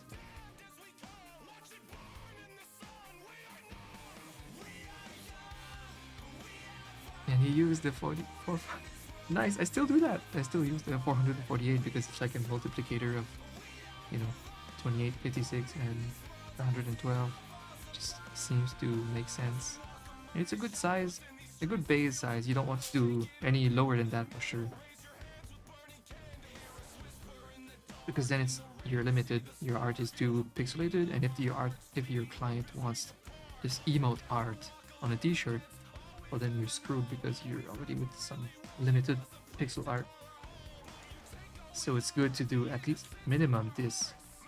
I would go even higher if it wasn't for file size. Like I make so many emotes per year that my hard drive would just be busting with giant emotes. But like, yeah, around that is a sweet spot, I think. Production value. It's just today, it's the first time I try like this direct to direct to draw on tablet angle like that, just for fun. I don't think it's better. I think the Switch, I don't know, the variety is good because we've been looking at the same screen forever with this angle like this, just this scene. So it's just different. I think it's fun. In Smashington, how have you been?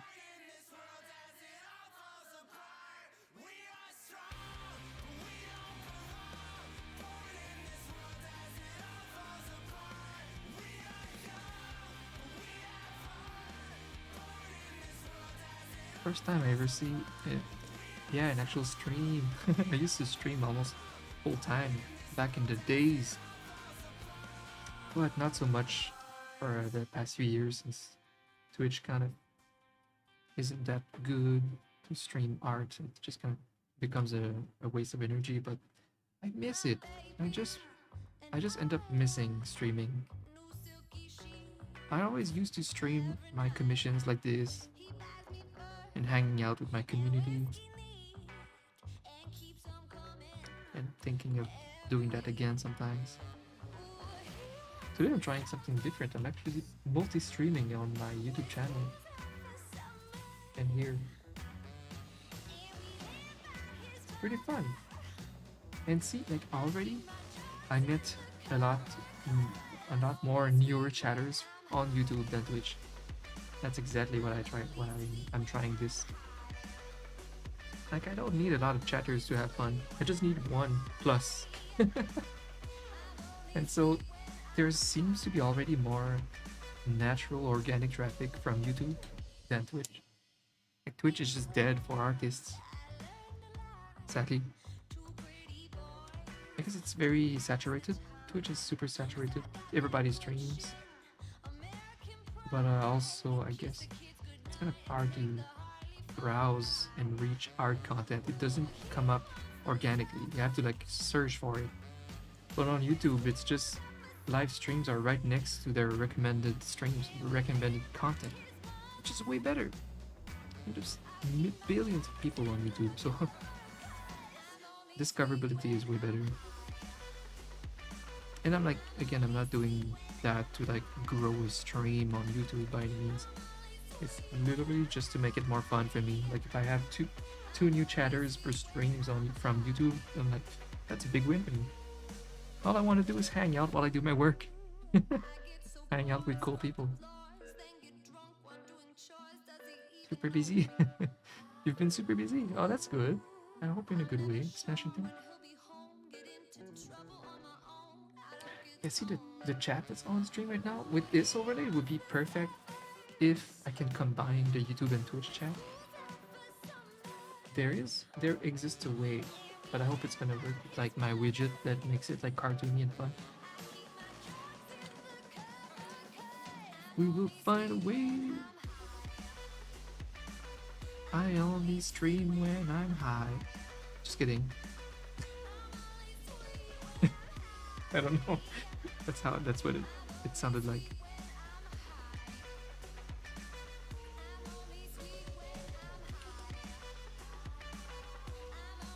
Actually don't get high. All of my friends do. If I do with them, it would be like at the very end of a long party evening. I would never start with smoking. Just makes me so tired and zoned out and makes me so dumb.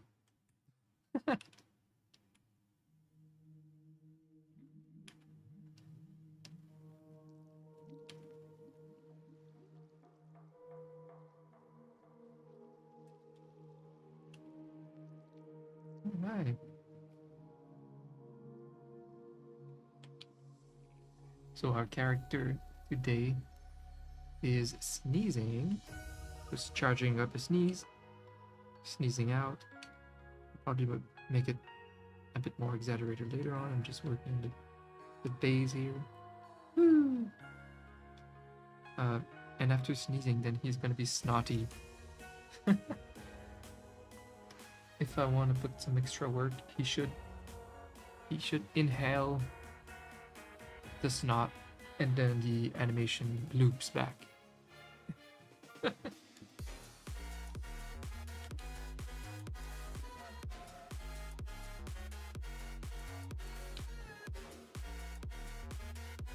using way too much frame by frame though, that's why it's taking so long.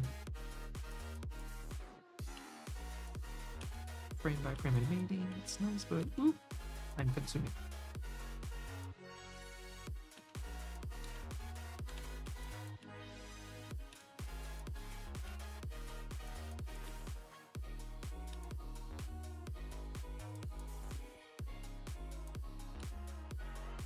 And added some shadows, layers, shadow layering. Should be like one of the last parts.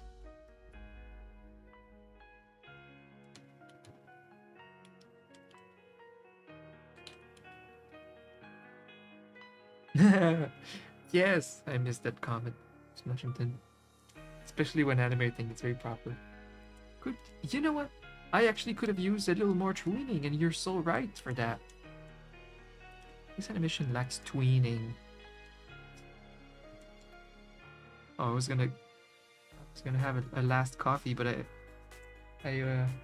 too late. 7 p.m. is my deadline. I can't have coffee. Damn it.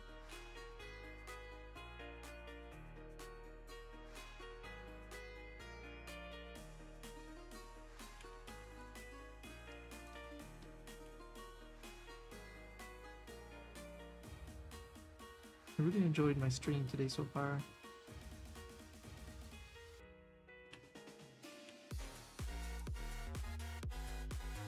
tried something new with the multi-streaming and this angle that I've been wanting to try for a while too, just as a change, just something to alternate with, just a little bit of different things to look at. You like the setup? It's awesome. And if I want, I can just kind of zoom out.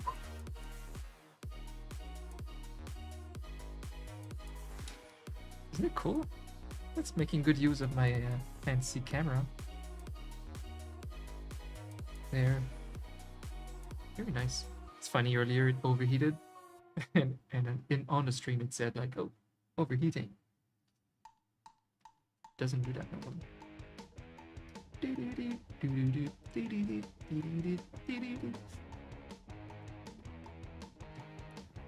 That reminds me that one day I will stream guitar again. Just you wait.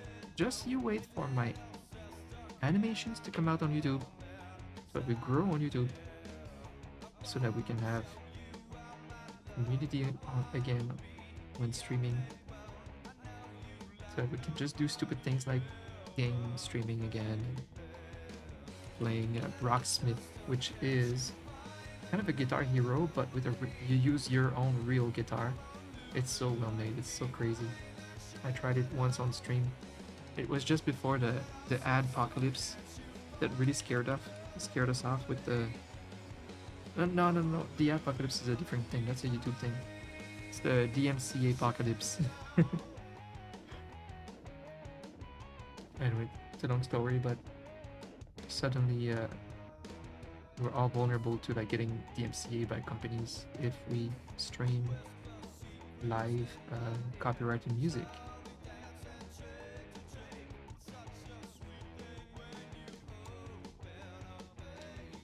And so that was right after I bought Rocksmith and started playing copyrighted music, like playing guitar live.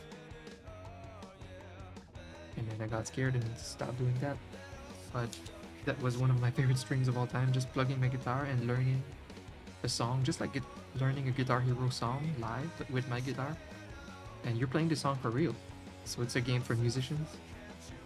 So I was able to show off my my old guitar skills, and but like it's such a fun game to play and look at. Like just the process of learning the song live and finishing it and succeeding in one stream. It's so fun and satisfying. I think that time we played a Paramore song and I learned it from scratch and it was so fun. That's one of the things I'd like to do again eventually.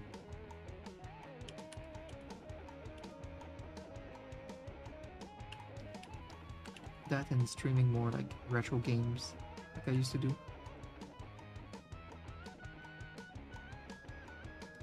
I used to love that.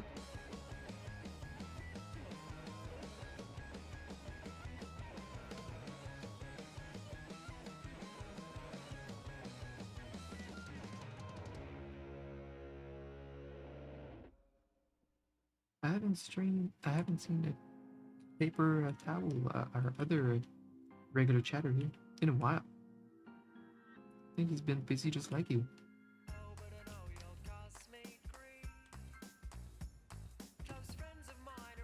Where's paper?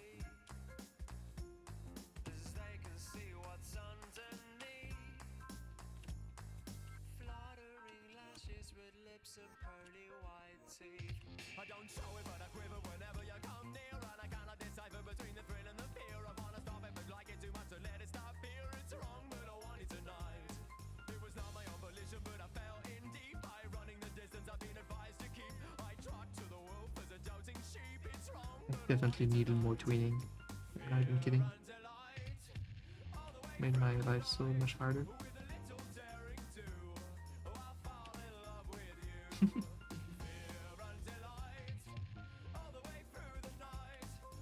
Should have listened to Smashington. More tweening.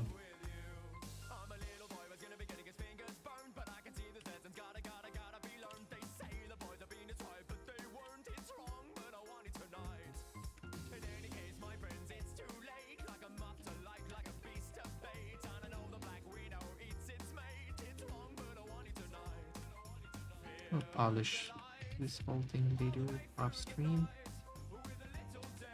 Just gonna do the main thing.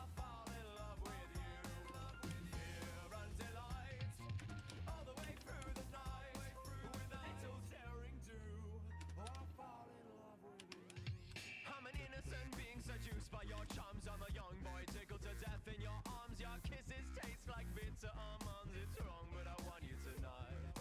An addiction pulling me to a grave end. You're an enemy who I'm keen to defend. Down the black hole of my lust I descend. It's wrong, but I want you tonight.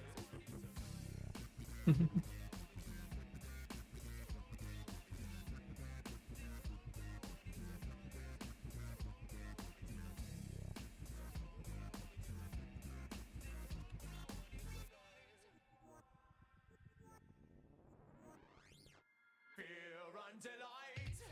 All the way through the night. I'm gonna tween. I'm gonna tween this part. Why is it that I'm keen to be devoured by you? And there's the option of a love affair that's pure and true. I always choose a dungeon over the sea view. It's wrong, but I want it tonight. When I'm out the other side, I say never again. But when I'm running about, I wanna find the next vixen. Someone who'll be sure to drive me down the bend. It's wrong, but I want it tonight. Fear and delight. All the way through the night. With a little daring do. Oh, I'll fall in love with you. Fear and delight. All the way through the night. With a little daring do. Oh, I'll fall in love with you.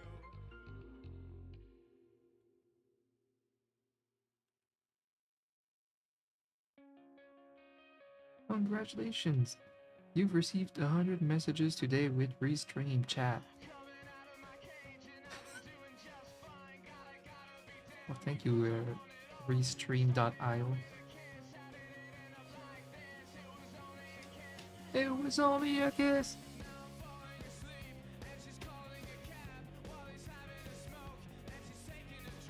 Quality content.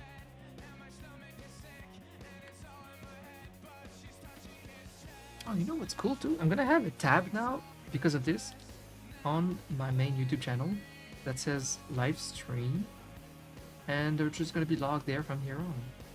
That's a cool thing. Instead of using my other channel, I don't know, because I was always uploading my VODs to my old VOD channel. Anyway, I'll figure that out. But I have a couple of good reasons to maybe, well, at least whenever I stream, to stream on that YouTube channel. Like, there's no downside. I'm not gonna lose viewers on my little videos because, like, streaming is a whole different side of YouTube. Actually, I think it does go to your subscriber notifications. I guess that's the downside. Whatever.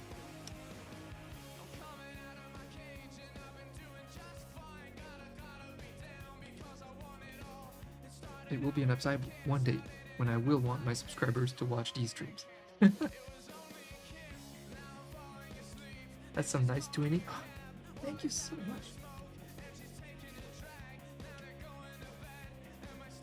That's looking like something.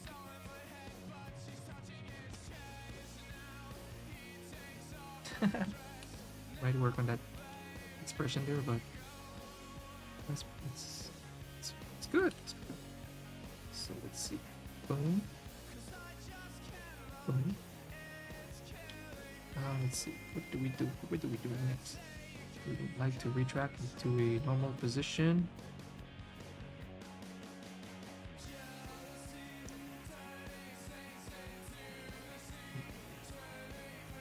But first, we need a snot. Sneeze. Eventually going back to main pose somehow.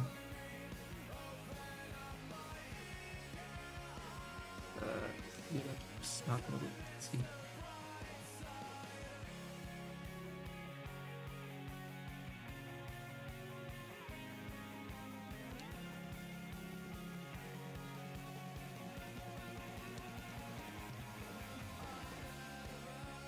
Damn.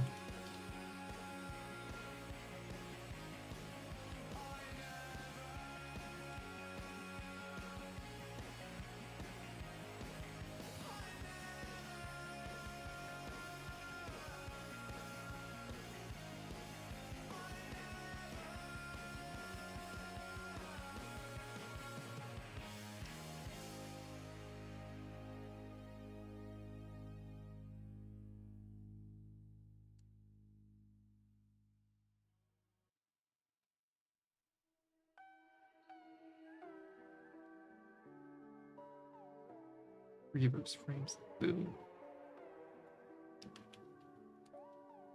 So boom. We're not in love. We share no stories. Just something in your eyes. Don't be afraid. The shadows know me. Let's leave the world behind. Take me through the night, fall into the dark side. We don't need the light, we'll live on the There they are, my old art stream vibes. feeling while we're still young and fearless. Let go of the light, fall into the dark side. Fall into the dark side. Give into the dark side. Nose. Boom.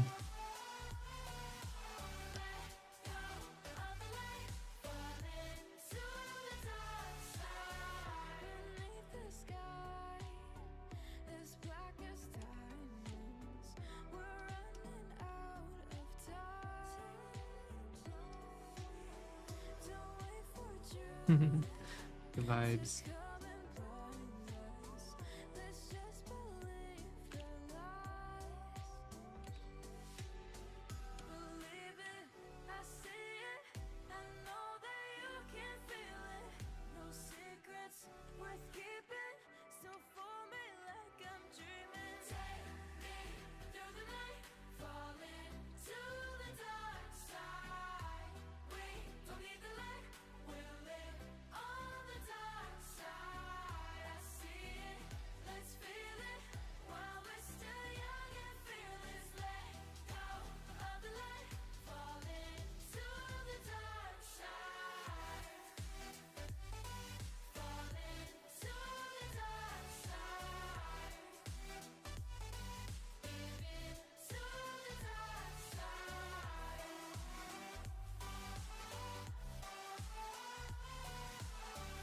go of the light, fall into the dark side. Oh, I have an idea.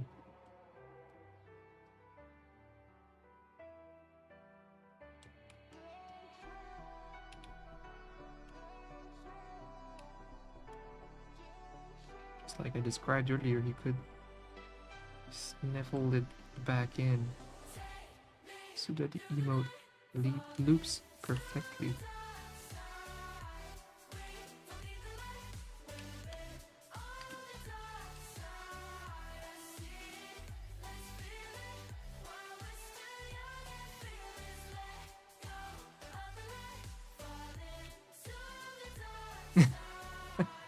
I didn't expect this part to actually go this fast.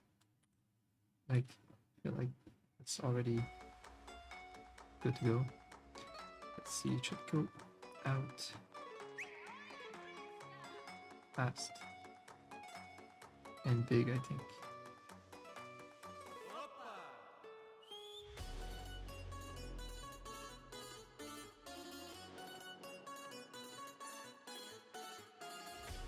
Hoppa!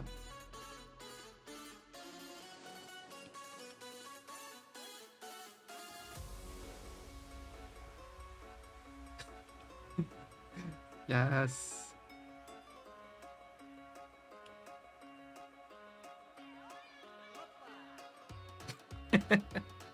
As if nothing happened. Boom. Ends with 60 frames perfectly.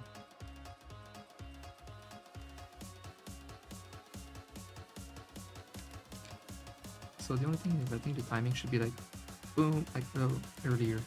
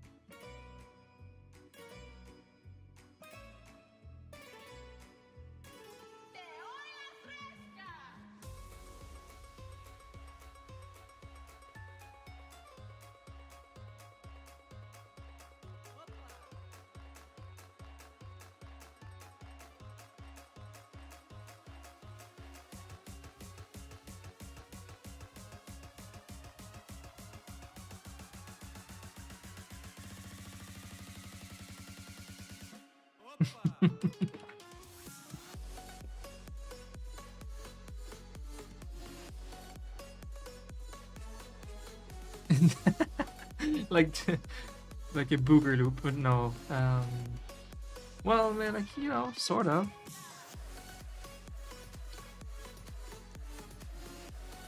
Rika Studio. Thank you so much. I really appreciate it. And hi, welcome.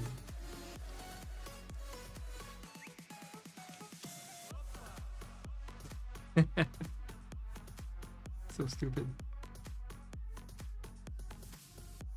It's gonna be something like that, but a little more polished later.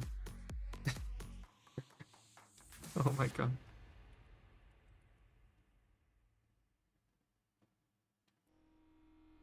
Here. Could use a camera here. Boom. Another cool feature of this app. Not sponsored at all. Boom. Let's try that.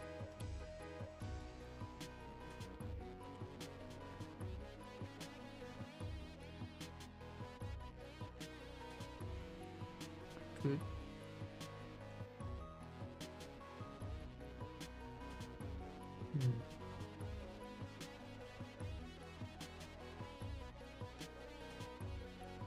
That's gonna be cool.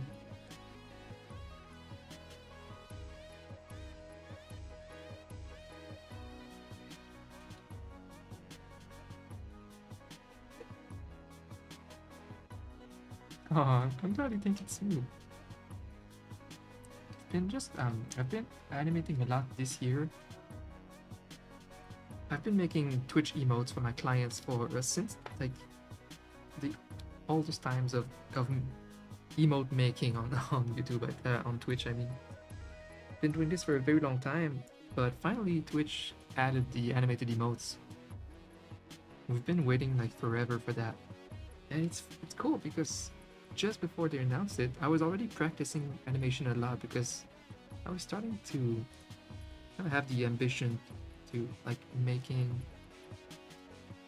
animation content on YouTube, like game parodies, like going ham with the animation content. So I started studying and practicing that, and suddenly Twitch announces, hey, animated emotes are gonna be finally a thing. What this means is all of my clients were gonna want animated emotes done. And that's what I've been doing this whole year, just animation commissions. It's awesome. It's been just a nice change of place after just making static emotes for 10 years. Now I just get to animate them. So this whole year I've just been animating in Adobe Animate. I'm getting the hang of it. It's been really fun. Show you the batch, the first batch of this client that I made last week. I'm just making batch number 2, and I can read chat. Hi Gusher, Gusher Mania, welcome. It's too bad that like, especially the Twitch people, you can't see the YouTube chat. That's what I'll probably ask Crystal how she does it, but there's a way to like mix both chats.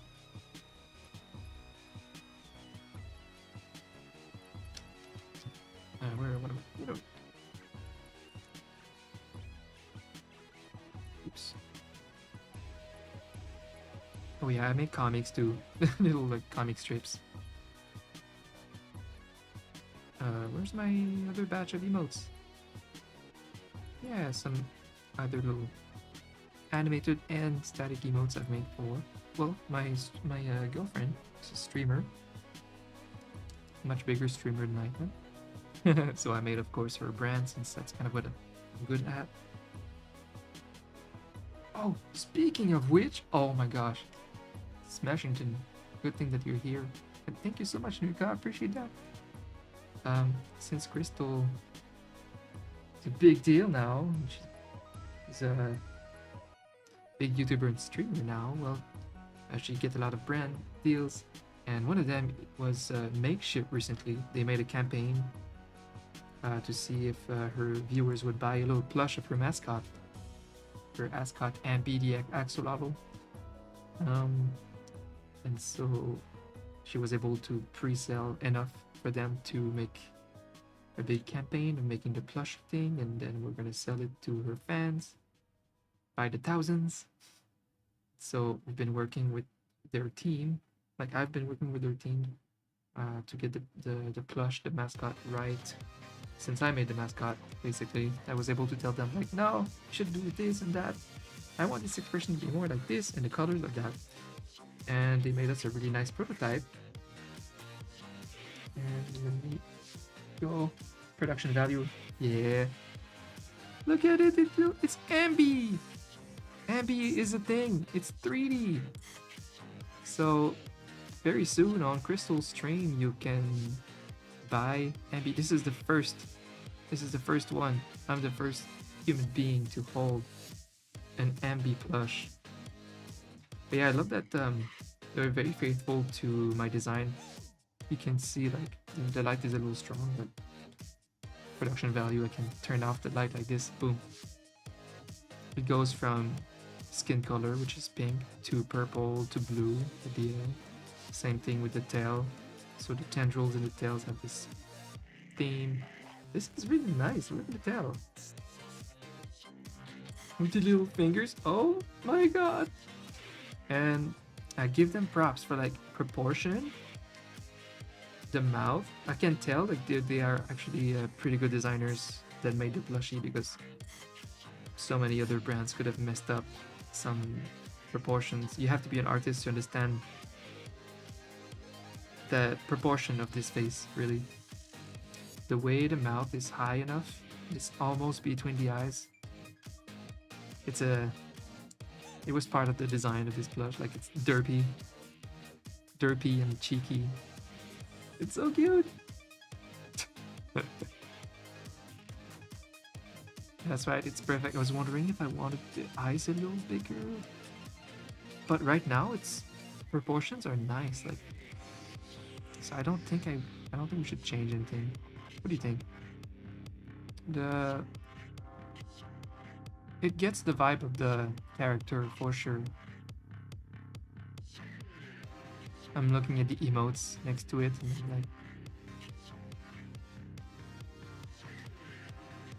the expression is good. I mean, the plush is really cute on its own.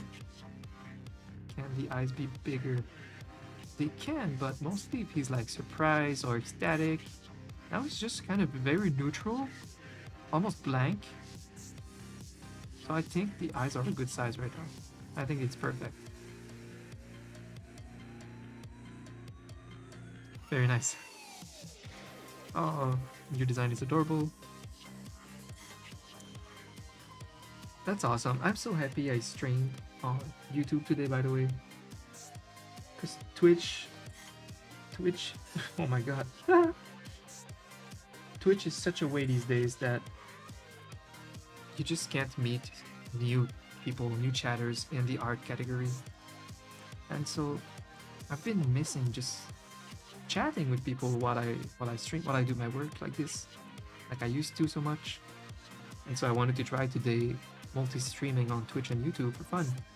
And I was able to meet like a lot of new people from YouTube, like you, Nuika, and that means a lot to me. I had like a really fun stream today. So I think I'll be live more often now. Just casually streaming my work or working on one of my more ambitious like YouTube projects that I'm working on, like my working on video game animated parodies. So like short animations to make fun of a game. For example, I have this big ass project in the works for Elden Ring. But while I do that, I want to release more like quicker, smaller shorts. I have one that makes like a funny, really stupid parody of Sonic.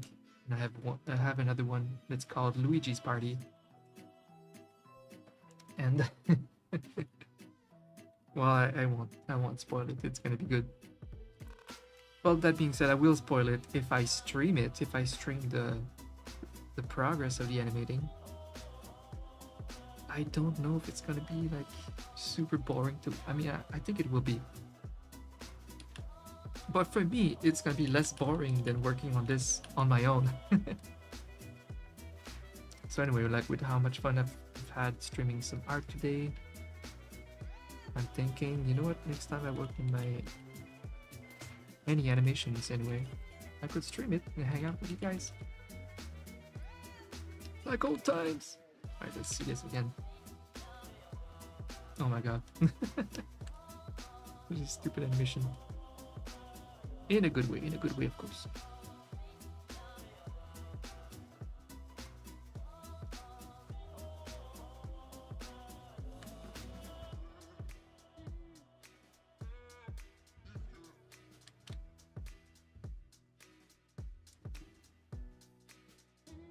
So he's hugging a little to left of the screen here. Well, anyway, the character is kind of all over the place. Later on, I'll find out. I'll make it work better, make better use of the frame. I mean, but movement-wise, this is good. This is fun. You want to work on animations too? When you get a good enough job to get good money to make your own animations. I absolutely get that. Yeah, that's kind of what happened to me. Like I'm an older guy these days, and I sort of agree. You have to be at a certain place in your life sometimes to make some things happen, like having more time for your hobbies, being able to put more time in your hobbies. And yeah, sometimes you get out of school, you have to like hurry and get a job. It takes all of your energy. It takes some time to find a good place where you can just focus on your hobbies. Or, I mean, if you want to make it your work to make animations, I guess it starts as a hobby too, and then it becomes more.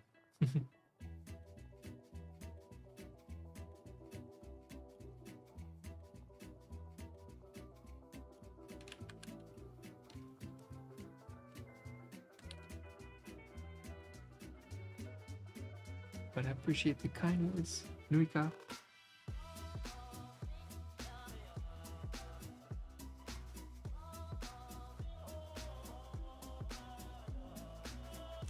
Alright, do I want to put some more effort in this tonight? It's getting late. I have some deadlines here. But I've been really killing it. I was saying that at the beginning of my stream earlier. But dang, I've been on top of my game lately. Like I have this perfect routine that if I stick to it, it's so good. I've been getting up early, get my workout done,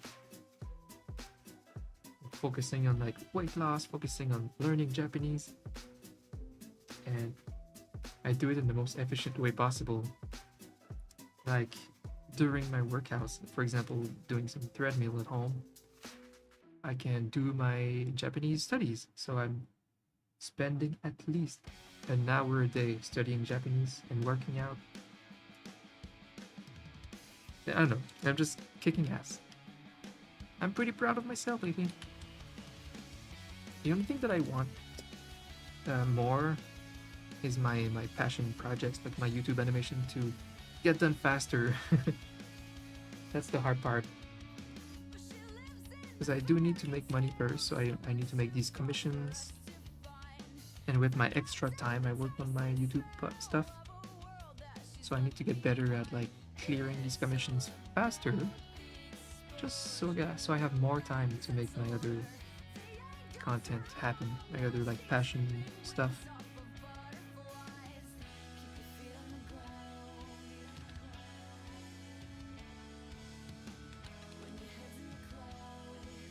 Pretty good, I guess. I can just polish it and polish it from now.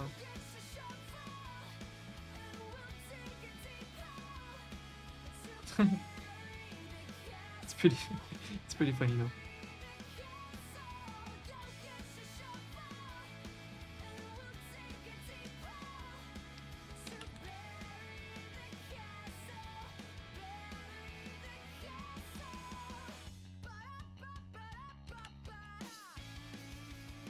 What could I do next? Maybe shadows.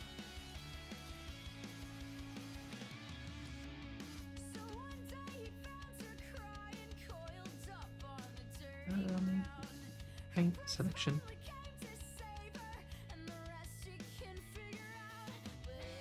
No, you, Brian. No, you're looking good.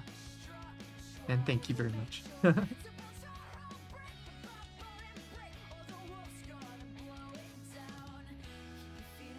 Yeah, did you know that, Brian, that I've been like learning Japanese? I'm going ham. Like crazy ham. I tend to be pretty hardcore when I start something. And that's the proof of it. I'm so hardcore at learning Japanese. But of course, the fact that I'm going to Japan in November is like just a gigantic, beautiful incentive. But yeah, I'm going crazy like at least an hour every day. I have a big goal. There's like 150 sections in Duolingo, and I'd love to finish that course on time for Japan. After that, when I come back, I have other things I want to get to go more in detail, to learn, to finish like perfecting Japanese, like the books Genki 1 and 2, for example. But I know that the Duolingo app is the fastest to quickly like make me learn a decent Japanese before I go to Japan. So yeah, I have a goal to like finish the app before I go there, and for that it's like at least an hour per day. It takes so much of my time, but I'm learning so fast that it's exciting. Like, feels like worth the time waste, I guess. You're going to do great. Learning stuff is really a skill, and I bet you'll pick it up. Oh, thank you. Wait, that is so true though. Like, artists are so used to the activity of learning something. Like, we understand so much what it takes to get good at anything. Like, so many people that are not like artists or musicians, they're like, oh, I'm not good at guitar, so I'll never play guitar. You know, like they think that it's an innate thing. But no, any musician, any artist know that skill is not, talent is not the thing. It's just a hard-earned skill. That's it. You just need, I guess, the interest. You need enough interest to justify devoting yourself to learning a skill.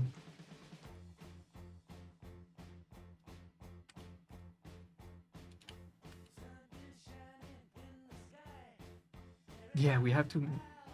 It's nuts to be a professional artist. Well, not even professional, like beyond that, to be like a master. Because you don't even need to be a master to make money with art, right? But to be a master, or even anywhere on the way there, it takes like a whole doctorate. It absolutely does take a whole doctorate worth of knowledge, time, and practice to get there. It's crazy. But that's why masterful artists do make good money.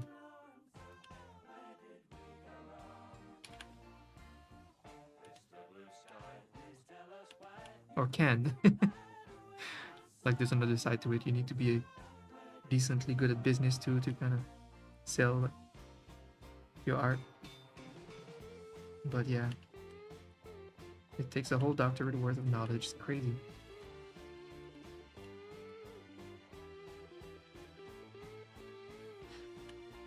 Because think about it, like when you're a doctor, you learn anatomy and medicine, uh, the, the chemicals and all that go into like learning everything about the meds, and it's crazy how many different things you need to learn. But it's the same thing with art. You learn anatomy, you learn so many things, the color theory. Oh man, you need so much. Even when you think you're good, you can learn photography to learn how to create a good scene, to where to place your subject, what to do with it.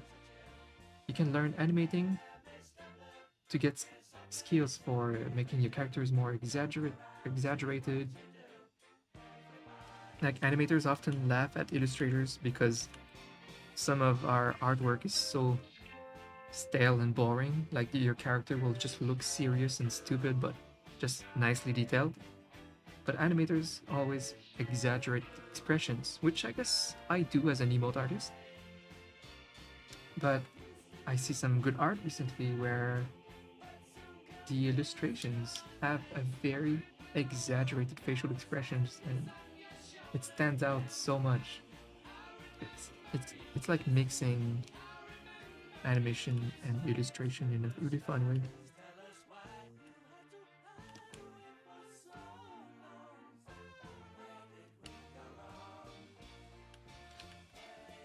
In fact, I should show you exactly what I mean. Oh. What's the name of this artist?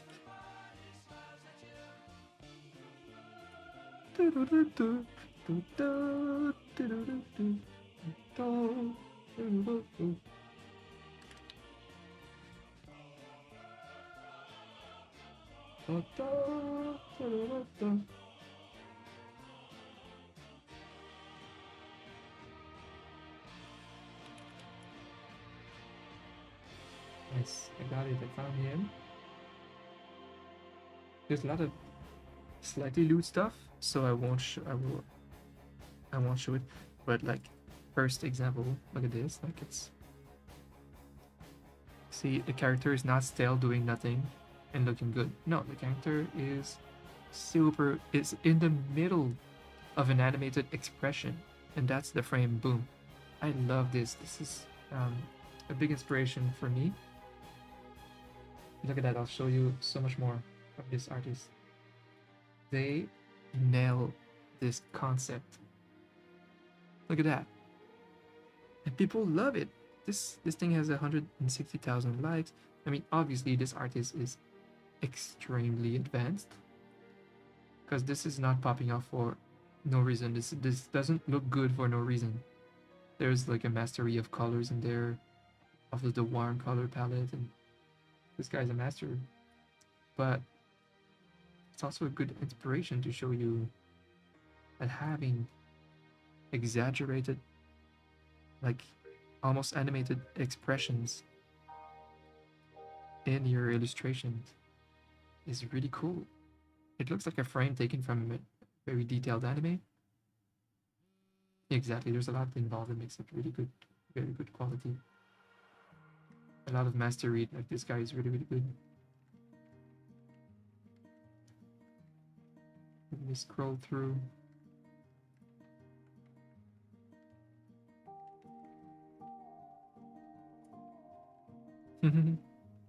So all of his art is like that, just very expressive. Like it's crazy. Like how creative this is. Like what? It's just why is it that why?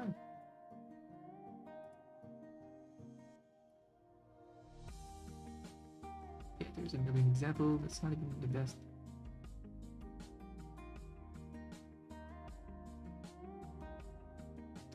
Definitely one of my big inspirations right now. I'd like to do more crazy expressions in my illustrations, like the next ones that I'll do for Etsy, for example.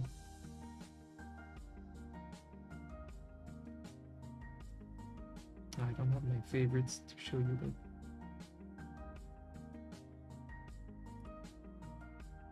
look at anything. It's so crazy. expressive. Anyway, you get it. You get it.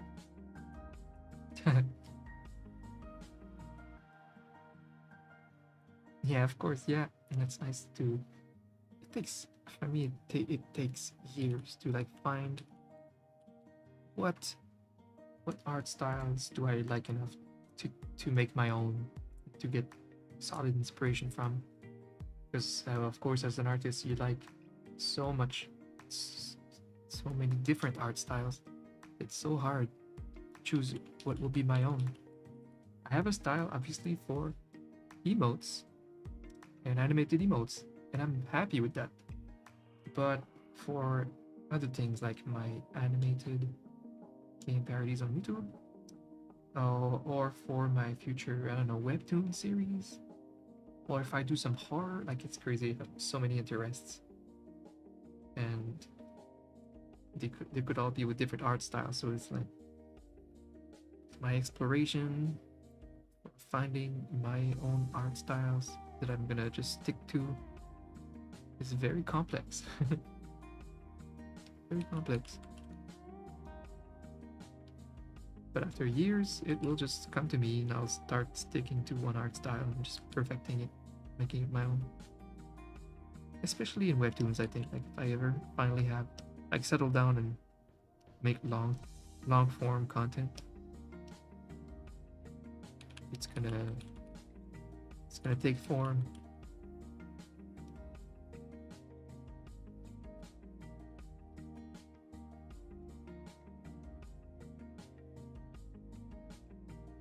Aw, sounds good, Brian. Thank you so much. Yay! Yeah, I mean, it's late. I'm just gonna probably stop here. This animation is like 90%, 95% done. Just clean it up, polish it, adjust it offline. But honestly, most fun stream I've had in a long while. Like, thank you guys so much, everybody lurking with that was lurking. That was so fun. I'm so glad I streamed on YouTube. Got to meet some new people today. Unlike if I just stream only on Twitch. So I think I'll do this a little more often. It was fun also to try this angle, new angle, more production value. That was super fun. Yeah, it was so fun, and it's all thanks to you guys. Thanks for coming by and chatting. It means the world to me. So yeah, I'll stream again soon. We'll continue just art streams for a while. Just get this shit rolling. But if I get comfy enough with animating on stream, I'd like to try streaming some of that offline YouTube animation stuff that I'm working on. We'll see if it's like super boring to watch, if I'm able to entertain at the same time. But I'd like to try. So we'll try that soon. And in the meantime, have a good evening, guys. See you soon.